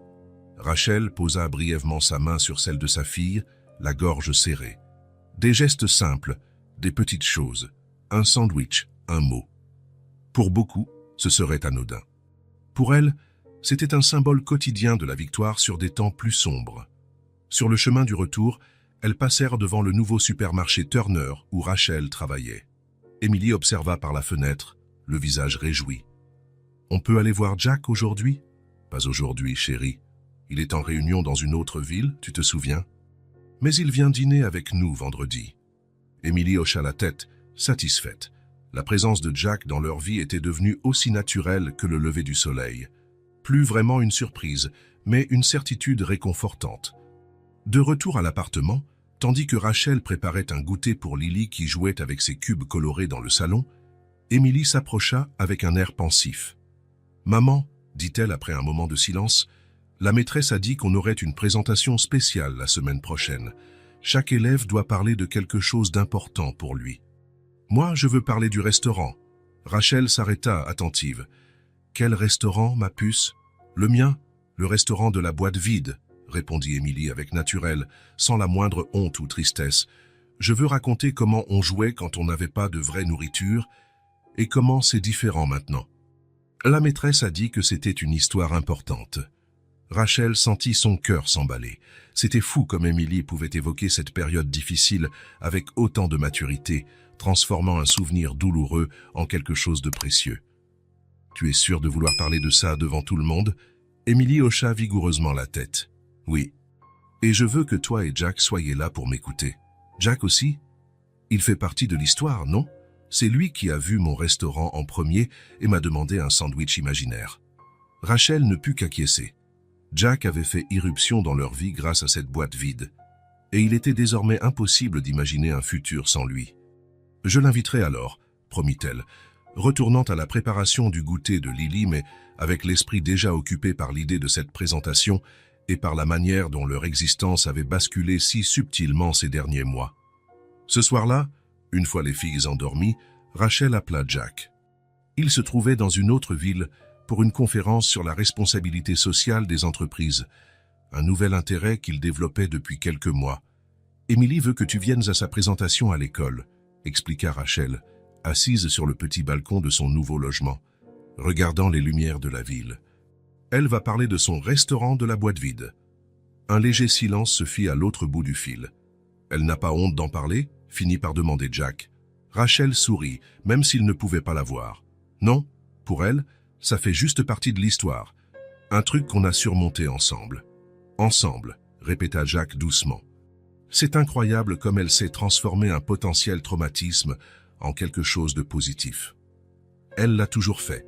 Même dans les moments les plus durs, Émilie trouvait un moyen de créer de la beauté, d'inventer quelque chose de spécial. Rachel marqua une pause, sentant un élan de chaleur en parlant de sa fille. Peut-être est-ce pour ça qu'elle t'a touché aussi profondément dès le premier jour. Elle a changé ma vie, dit Jack avec simplicité. Vous deux, en fait. Les mots restèrent en suspens, lourds de signification non dite. Rachel sentit son cœur s'accélérer légèrement. « Alors, tu viendras pour sa présentation ?» demanda-t-elle, revenant au sujet initial. « J'y serai. Je ne manquerai ça pour rien au monde. » La semaine passa à toute vitesse. Rachel profita de son jour de congé pour aider Émilie à préparer son exposé. Ensemble, elles rassemblèrent quelques photos de l'ancienne boîte, décidèrent de ce qu'Émilie dirait, et répétèrent plusieurs fois. La facilité avec laquelle la fillette parlait de cette période difficile continuait d'émouvoir et de surprendre Rachel. Jack rentra de sa conférence le jeudi et passa la soirée du vendredi chez elle, écoutant Émilie répéter une dernière fois. Assis sur le petit canapé, Lily endormie dans ses bras, Jack regardait Émilie avec une admiration évidente, ce qui réchauffait le cœur de Rachel. Le grand jour arriva enfin. La salle de classe était décorée de guirlandes et de fleurs pour l'occasion. Les parents, assis sur de petites chaises conçues pour des enfants, formaient une scène presque comique d'adultes coincés sur des sièges minuscules. Rachel et Jack s'étaient installés au fond de la salle, tentant d'ignorer les regards curieux d'autres parents. La présence régulière de Jack dans la vie d'Émilie suscitait évidemment des questions dans la communauté de l'école. « Je suis nerveuse », chuchota Rachel en lissant sa robe simple mais élégante. Jack sourit, un sourire qu'il ne réservait qu'à elle. « Ça va bien se passer. Émilie est incroyable. » Madame Lambert ouvrit la séance, expliquant que chaque élève parlerait d'un sujet important à ses yeux. Un objet, une personne, un souvenir. Les présentations commencèrent et les enfants défilèrent un à un sur la petite estrade improvisée, parlant de leurs animaux de compagnie, de vacances en famille ou de jouets favoris. Quand ce fut au tour d'Émilie, Rachel sentit Jack lui prendre doucement la main et la serrer, un geste de soutien silencieux auquel il s'était habitué. Émilie paraissait minuscule devant l'assemblée, mais elle se tenait droite et confiante. Dans ses mains, elle tenait sa vieille boîte bleue délavée et à côté, la nouvelle, colorée, offerte par Jack. « Je m'appelle Émilie Martin et je vais parler de comment la nourriture est une forme de soin. » La simplicité et la profondeur de cette phrase d'introduction surprirent la plupart des gens. Pour une enfant si jeune, c'était une idée extraordinairement mature. « Voici mon ancienne boîte à goûter », poursuivit Émilie, montrant l'objet usé. « Avant, on n'avait pas beaucoup d'argent et parfois elle restait vide. Mais maman m'a appris à jouer au restaurant avec ça. » Rachel sentit les larmes lui monter aux yeux. À ses côtés, Jack restait immobile, captivé. Je faisais semblant de servir à manger aux autres enfants. C'était amusant. Et comme ça, personne ne voyait que je n'avais rien à manger, vraiment. Émilie sourit, sans trace de plainte dans la voix. Ma maman écrivait parfois des mots pour moi, promettant qu'on aurait bientôt à manger. Elle tenait toujours sa promesse, même si c'était juste un petit bout de pain. La classe était silencieuse. Certains parents semblaient mal à l'aise, probablement confrontés à une réalité qu'ils préféraient ignorer. D'autres étaient visiblement émus. Madame Lambert, l'enseignante, écoutait les yeux brillants de larmes contenues. Un jour, un monsieur est venu à l'école et m'a demandé s'il pouvait s'asseoir dans mon restaurant. Émilie fixa alors Jack du regard, son visage s'illuminant. C'était Jack. Il a été mon premier vrai client. Il a fait semblant de manger ma nourriture imaginaire, et le lendemain, il est revenu avec une nouvelle boîte et un vrai repas.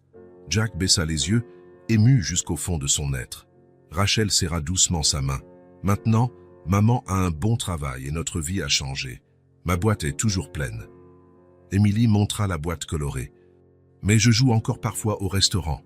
Parce que j'ai appris que manger, ce n'est pas juste pour ne plus avoir faim. C'est une façon de montrer qu'on s'aime. Elle fit une courte pause, regardant l'auditoire avec une maturité déconcertante pour son âge. Quand quelqu'un prépare de la nourriture pour toi, ça veut dire « je tiens à toi ».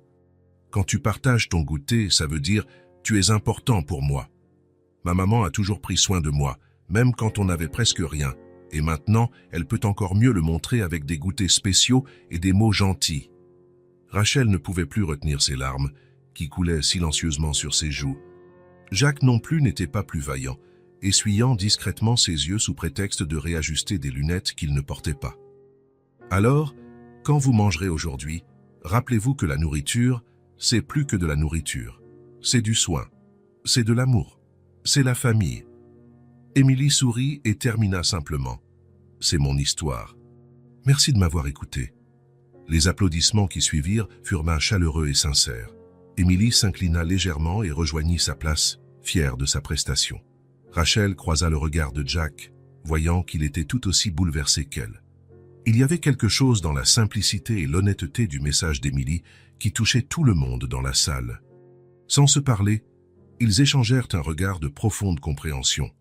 Lorsque la séance se termina et que les enfants furent libérés pour une petite réception dans la cour, plusieurs parents vinrent vers Rachel, certains avec des mots bienveillants, d'autres plus réservés mais visiblement admiratifs. L'histoire d'Émilie avait touché la communauté d'une manière que Rachel n'aurait jamais imaginée. « Votre fille est incroyable », dit une maman que Rachel ne connaissait que de vue. « Quelle maturité, quelle sagesse !»« Merci », répondit Rachel, encore sous le coup de l'émotion. « Elle a toujours été ainsi, trouver de la lumière même quand il fait sombre. » Jack resta à ses côtés durant toute la réception, présence calme et rassurante. Les sourires qu'ils échangeaient, leur proximité naturelle et la manière dont ils semblaient graviter l'un autour de l'autre n'échappaient à personne. Madame Lambert s'approcha, tenant les 2 boîtes d'Émilie. « Elle m'a demandé de garder les 2, expliqua la professeure. Elle a dit que les 2 sont importantes pour son histoire. La femme hésita avant d'ajouter « Vous savez, dans mes 20 ans d'enseignement, j'ai vu beaucoup d'enfants en difficulté. Mais rares sont ceux qui ont la capacité d'Émilie à transformer l'adversité en quelque chose de beau. » Rachel opina sans trouver les mots pour exprimer la fierté qu'elle ressentait. Elle chercha Émilie du regard et la vit au centre de la cour, entourée de camarades, sûrement en train de raconter plus de détails sur son restaurant.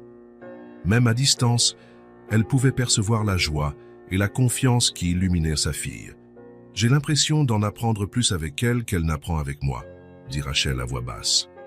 Jack, qui venait de se joindre à la conversation, sourit. « Je suis d'accord. Émilie a une sagesse que la plupart des adultes n'atteignent jamais. » Madame Lambert les observa tour à tour, un petit sourire aux lèvres. « Vous formez une belle famille », dit-elle avant d'aller saluer d'autres parents. Le mot « et famille » resta en suspens. Aucun des 2 ne le commenta, mais tous 2 en sentaient le poids, la promesse, la vérité encore incomplètement formulée. Sur la route du retour, Émilie s'endormit sur la banquette arrière, épuisée par les émotions de la journée. Rachel et Jack parlaient à voix basse. « Tu pourrais dîner avec nous ce soir ?» proposa Rachel. Émilie voulait faire un plat spécial pour fêter sa présentation. « J'adorerais », répondit Jack. « Je dois juste passer à mon appartement, prendre quelques documents, mais je peux être chez vous dans 1 heure. » Lorsqu'ils arrivèrent, Émilie se réveilla, revitalisée par son court somme. En apprenant que Jack reviendrait pour le dîner, elle insista pour cuisiner quelque chose de spécial. « Je veux faire des pâtes au fromage, c'est super facile. Maman doit juste m'aider pour la cuisson. » annonça Émilie, déjà en train d'enlever son uniforme scolaire pour enfiler des vêtements plus confortables. Rachel acquiesça, touchée par l'enthousiasme de sa fille. Durant l'heure suivante, elles travaillèrent main dans la petite cuisine, préparant un dîner simple mais fait avec amour. Lily, réveillée de sa sieste, s'installa sur sa chaise haute et aida à sa façon en remuant des ingrédients dans son propre bol. Lorsque Jack arriva, il fut accueilli par l'odeur appétissante de la cuisine et par les rires qui émanèrent de la pièce. Il s'arrêta un instant sur le pas de la porte, regardant cette scène familiale, Rachel surveillant la cuisson, Emily bondissant à ses côtés, Lily babillant joyeusement. « Jack !» s'écria Emily en le voyant. « Juste à temps. On fait des pâtes spéciales pour fêter ça. » Rachel se tourna, lui souriant d'une chaleur qui le réchauffa. « J'espère que tu as faim, » plaisanta-t-elle. « Affamé, » répondit-il, entrant dans la petite cuisine. « Je peux faire quelque chose ?»« Tu peux mettre la table, » proposa Emily. « Mais fais-le bien comme dans un vrai restaurant. » Jack s'acquitta de la tâche avec un sérieux amusé, disposant la vaisselle avec l'attention d'un maître d'hôtel. Il trouva des serviettes en tissu, les plia joliment, arrangea les couverts. Emily le regardait faire, en chef qui donne ses directives, veillant à chaque détail. Quand ils s'assirent enfin pour dîner, la table s'était métamorphosée, simple, mais spéciale. De petites bougies, trouvées au fond d'un tiroir, illuminaient le centre, et chaque couvert était agencé avec soin. « Bienvenue au restaurant d'Emily », déclara la fillette d'un ton solennel, reprenant son rôle d'hôtesse. « Aujourd'hui, nous servons des pâtes au fromage spécial, préparées par la chef et son assistante. » Rachel sourit à Jack par-dessus la table. Il y avait entre eux une intimité naturelle, une sensation de complicité, même si aucun mot n'avait été prononcé à ce sujet.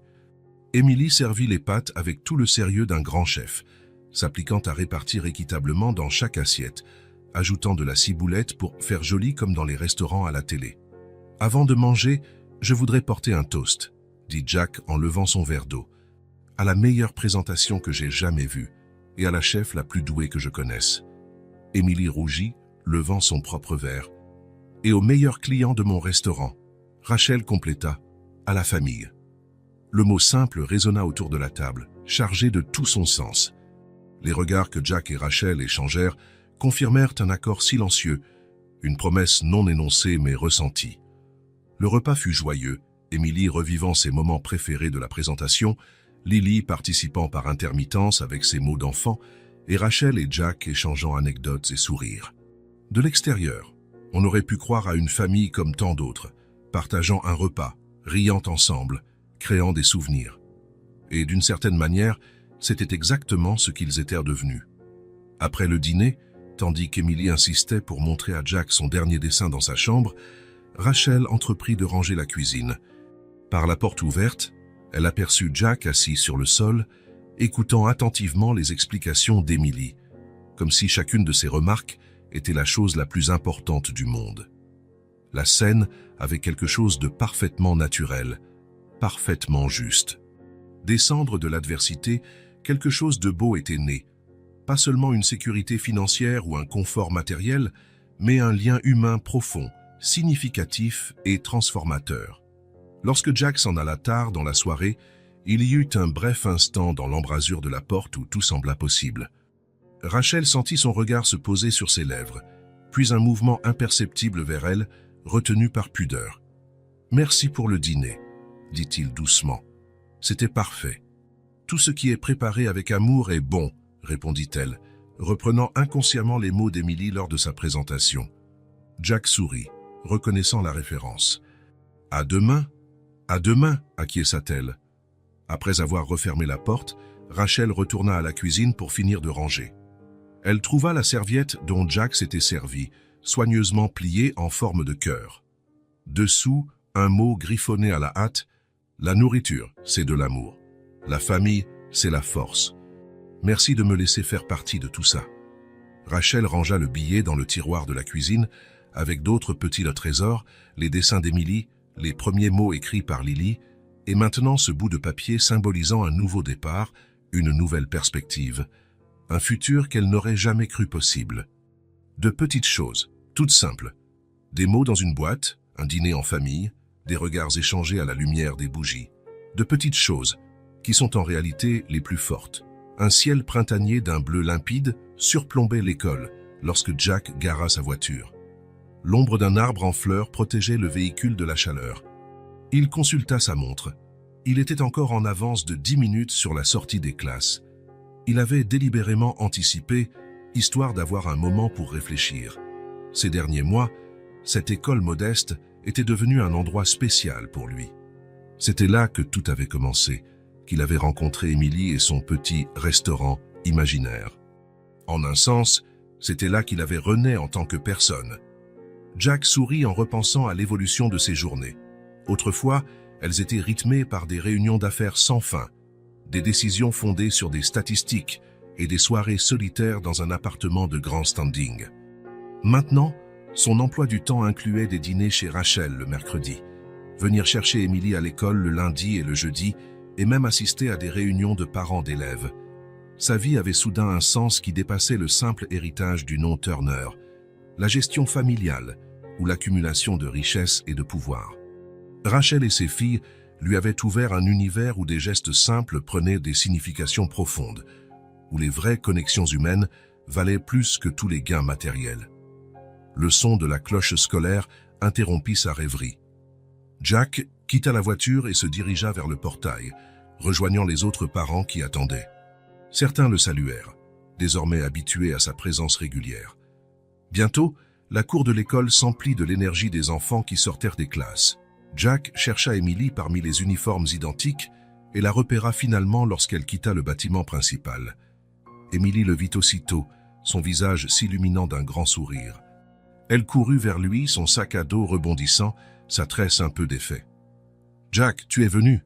s'exclama-t-elle, se jetant dans ses bras sans retenue. « Comme promis !»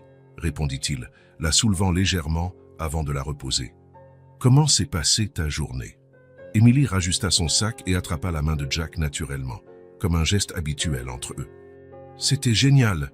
J'ai eu une bonne note au contrôle de maths, et la maîtresse a mis mon dessin sur la porte de la classe. » Elle s'interrompit, comme si elle se souvenait soudain de quelque chose d'important. « Et devine quoi ?»« Quoi ?» demanda Jack, attentif, tandis qu'ils avançaient vers la voiture. « Aujourd'hui, j'ai partagé mon goûter avec Mia. Elle ne ramène jamais rien, alors je lui ai donné la moitié du mien, comme tu avais fait avec moi un jour. » Jack sentit son cœur se serrer. Il s'arrêta au milieu du chemin, observant cette petite fille dont le cœur était visiblement plus grand qu'elle. La simplicité du geste, la générosité spontanée, la façon naturelle dont Émilie transformait une ancienne douleur en empathie, tout cela l'ébranlait. « C'est très beau ce que tu as fait, Émilie, » dit-il d'une voix un peu étouffée. Émilie haussa les épaules comme si ce n'était rien. « Mia est sympa, et le sandwich de maman était trop bon pour ne pas le partager. Il y avait du fromage fondu et tout. » En se dirigeant vers la voiture, Jack jeta un coup d'œil vers la cour. Son regard, désormais plus ouvert et conscient, capta des détails qu'il aurait peut-être ignorés autrefois. Une fillette rangeant vite une boîte vide avant que les autres ne la voient. Un garçon assis seul, comme s'il prétendait ne pas avoir faim. Un autre enfant regardant les copains manger, l'air triste. Combien d'autres Émilie y avait-il dans cette école? Combien de boîtes vides, combien de beaux restaurants imaginaires avaient lieu chaque jour dans cette cour? Dans la voiture, Émilie continua de bavarder sur le trajet, racontant ses projets de scolaire et ses anecdotes avec Mia. Jack l'écoutait, répondait, questionnait, mais une partie de son esprit s'affairait à une nouvelle idée en germe, qui prenait forme de plus en plus clairement à chaque rue parcourue. Lorsqu'ils arrivèrent au pied de l'immeuble de Rachel, Jack prit une décision impulsive. « Émilie, ça te dérangerait qu'on retourne à l'école quelques minutes? J'ai oublié de dire quelque chose à la directrice. » Émilie accepta aussitôt, toujours prête à une mini-aventure. « Je pourrais te montrer mon dessin sur la porte de la classe. » De retour à l'école, la cour était presque vide. Seules quelques activités extrascolaires se poursuivaient. Jack garda la main d'Émilie, tandis qu'ils entrèrent dans le bâtiment principal. « Tu peux aller montrer ton dessin pendant que je parle à la directrice, d'accord? Je ne serai pas long. » Émilie acquiesça et courut vers sa salle de classe, sachant parfaitement où aller. Jack se dirigea vers le bureau de la directrice, déterminé. La secrétaire le reconnut et, après un rapide appel interne, l'invita à entrer. Jack pénétra dans le bureau familier, où Nancy Conrad, la directrice, l'accueillit d'un sourire chaleureux. « Monsieur Turner, quelle surprise! Émilie va bien ?»« Très bien, » répondit Jack, s'asseyant sur la chaise qu'elle lui indiquait. « En fait, je viens vous voir au sujet d'elle, mais qui concerne aussi l'école entière. » La directrice se pencha, intéressée. Jack prit un moment pour rassembler ses pensées, voulant exprimer clairement ce qu'il avait en tête. Aujourd'hui, Émilie m'a raconté qu'elle avait partagé son goûter avec une camarade qui n'avait rien. Elle l'a fait parce qu'elle s'est souvenue de ce que j'avais fait pour elle, il y a quelques mois. Et ça m'a fait réfléchir, et il marqua une pause, regardant la directrice dans les yeux. Combien d'enfants dans cette école viennent sans goûter? Combien ont faim ou honte pendant la récréation? Le visage de Nancy Conrad se fit plus grave. Plus qu'on ne voudrait l'admettre, Monsieur Turner. Nous avons quelques programmes d'aide, mais les ressources sont limitées. Et pour beaucoup de familles, demander de l'aide est encore plus dur que la faim elle-même. Jack acquiesça. Il comprenait mieux que quiconque la fierté douloureuse que pouvait ressentir quelqu'un comme Rachel. Voilà pourquoi je suis venu. Je veux aider. Je veux qu'il y ait de la nourriture pour tous les enfants, à partir d'aujourd'hui. Que plus personne n'ait à avoir honte de n'avoir rien à manger. Que plus personne n'ait faim. La directrice le fixa un instant, comme si elle peinait à comprendre l'ampleur de ce qu'il proposait. « Monsieur Turner, vous parlez de... » « Un programme complet de restauration, » précisa Jack. « Petit déjeuner et goûter pour chaque enfant, chaque jour. Sans distinction, sans qu'on ait besoin de pointer qui paie ou non. De la nourriture saine, variée, pour tout le monde. » Nancy Conrad ôta ses lunettes, visiblement émue. Ce serait extraordinaire. Mais le coût, Turner Marché fournira tout, affirma Jack avec détermination. Des produits frais, équilibrés, variés. On peut commencer la semaine prochaine si vous le souhaitez. L'idée lui était venue à chaud, mais plus il en parlait, plus il se sentait convaincu de sa justesse. C'était la bonne chose à faire, une façon concrète de transformer son propre cheminement en quelque chose de plus grand, qui irait au-delà d'Émilie pour toucher bien d'autres enfants. La directrice Conrad semblait encore sous le choc. « C'est très généreux, Monsieur Turner. Il faudra l'accord du conseil scolaire, mais je pense que... » « Je m'en occuperai, » coupa poliment Jack. « Je préparerai une proposition formelle avec tous les détails nécessaires.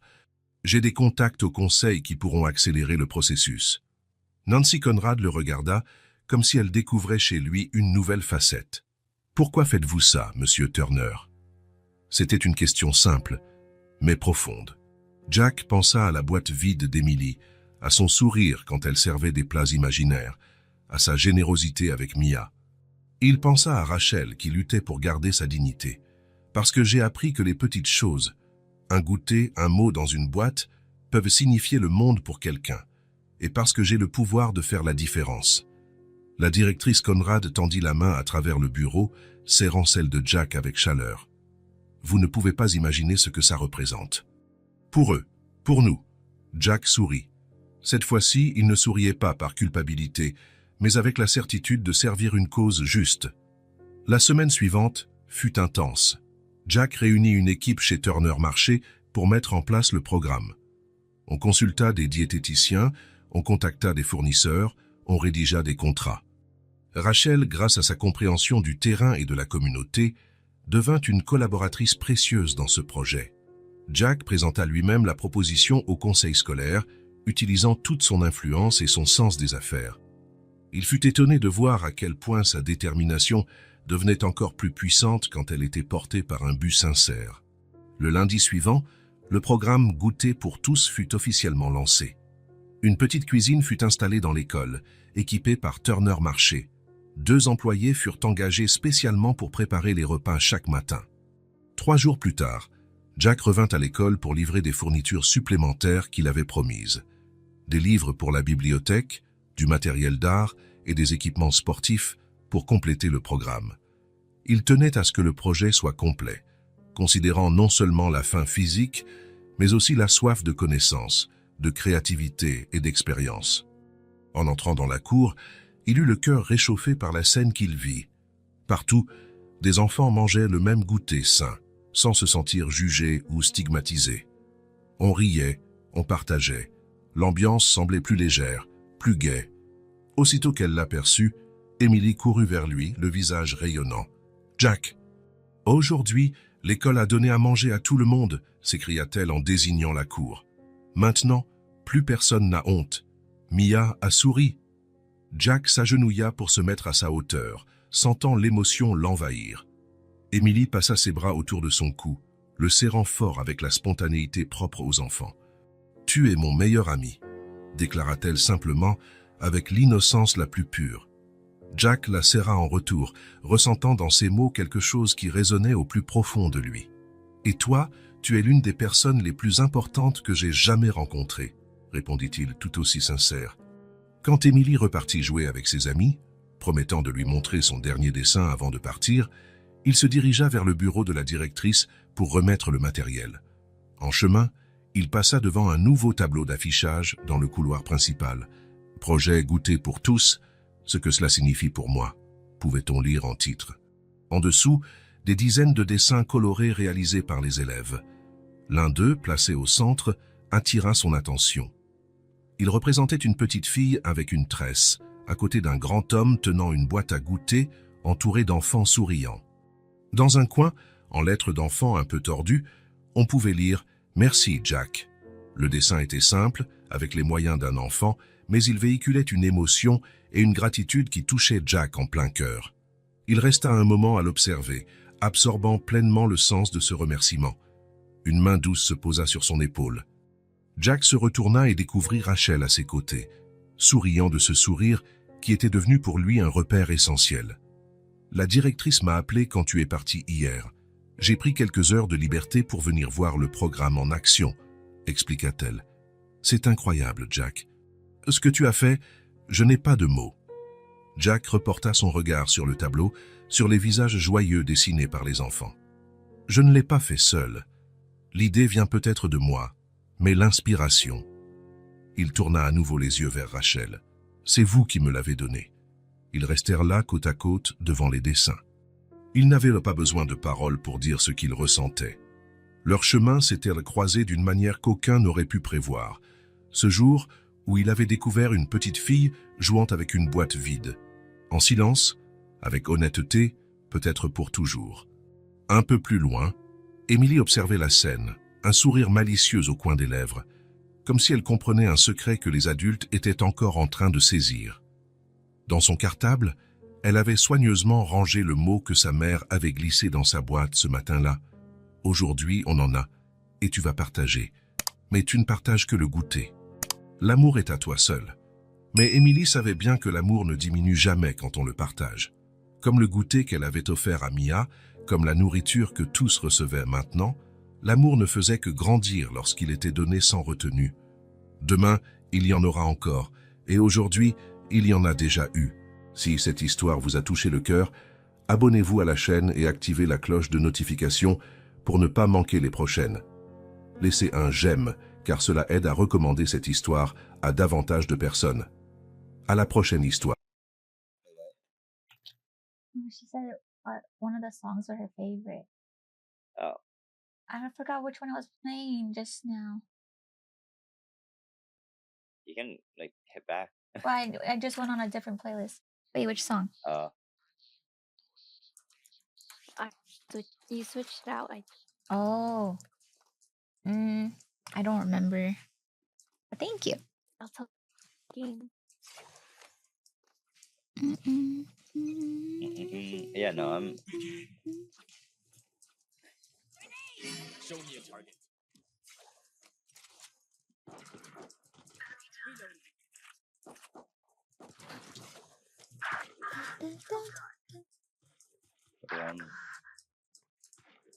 My thing's stuttering. Not No.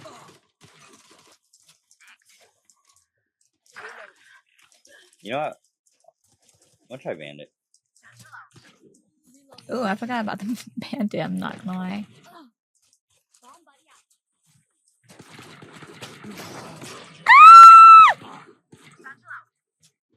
Sorry. We're gonna be nonchalant. We're gonna get domed and not even care about it. Watch this. Girl. That was coming to you, by the way. Yeah. He's hit 40.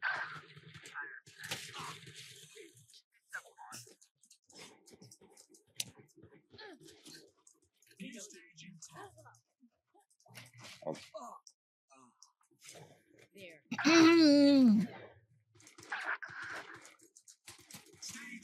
Oh no.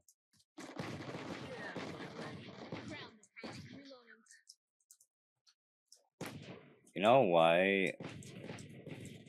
My what the 145, nice. Destabilizing.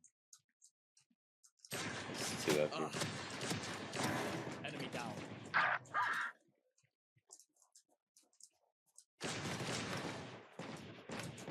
Over there. Oh no. Three. Enforcement. Oh, Glorious just let me down. same. Stopping fire. Glorious. What song is that? Oh, Mm-mm. oh, nuts. Oh, marmal. Focus. No, I thought that was a head. Don't worry, I got him. Destabilizing. Sorry. I had an idea. Wait, in the Raider mind. was shooting at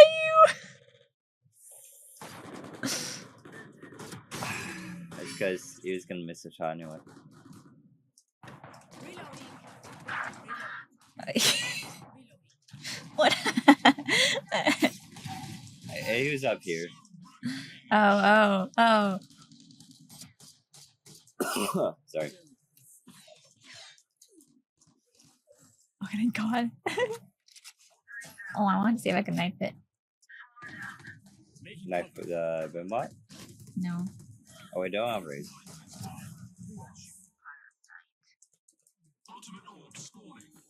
Breaking them.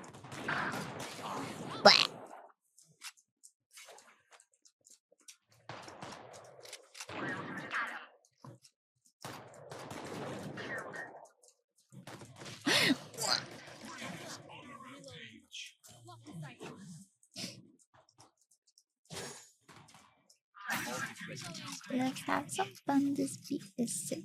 Mm-mm. Sorry for the vibe change. Are you fine? Don't worry. That's why it's there. Oh, marmalade. Ugh. I'm poop. No, you're not.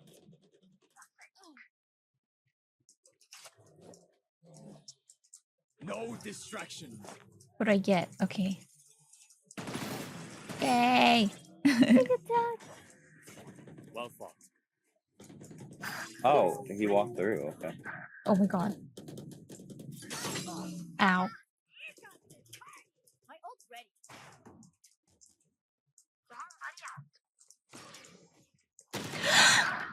I was looking at the map. What? Are you dominant? Like right hand dominant? Or left hand? Who's next?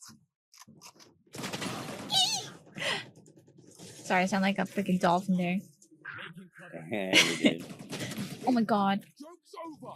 You're dead. Eee.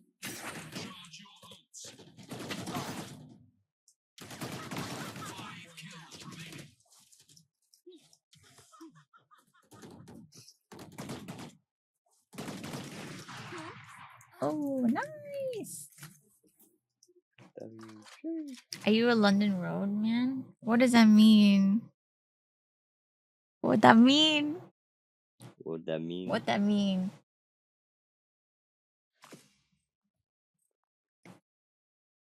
Mm-mm-mm-mm. I don't know how many of these things I got, so I'm just gonna keep sending them. Which one? The rose. Oh, thanks for the roses. It's a big hiccup. Okay, you ready? For comp. Yeah. Okay. Oh, I Oh, like that ISO card. oh, wait, let me message her. Mm-hmm. I always have my don't things know. on caps. I don't know these songs that I've been playing. Oh, I'll play it again for you. Huh? Um,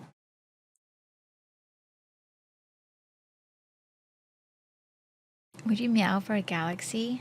I'll meow for a galaxy. Can't do it before it though. Do it after. That's crazy. What the fuck's a galaxy?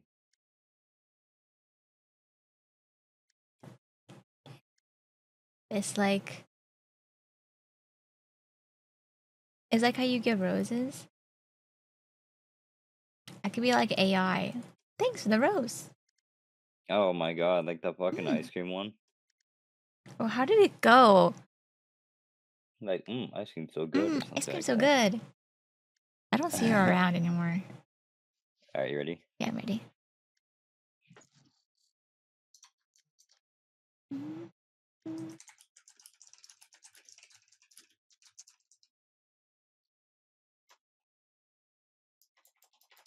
She does the blue and white app. That's crazy. Don't spread lies. What?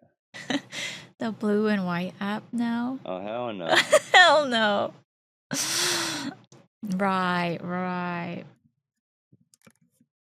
It was a phenomenal performance. I actually cried. I love you guys so much. No, Wait, I but need she to said see she's it. gonna. She said that she's gonna sell my pictures on that or make me do it. Yeah, I said I'd be fine if he did that. I don't. I'm not fine. She's basically selling me. So I'm. Cause I And showed she's him a trying. mansion. I'm like, do you have this amount of money? What's about mansion? It was just like a regular house, but like 10 bedrooms. Mansion.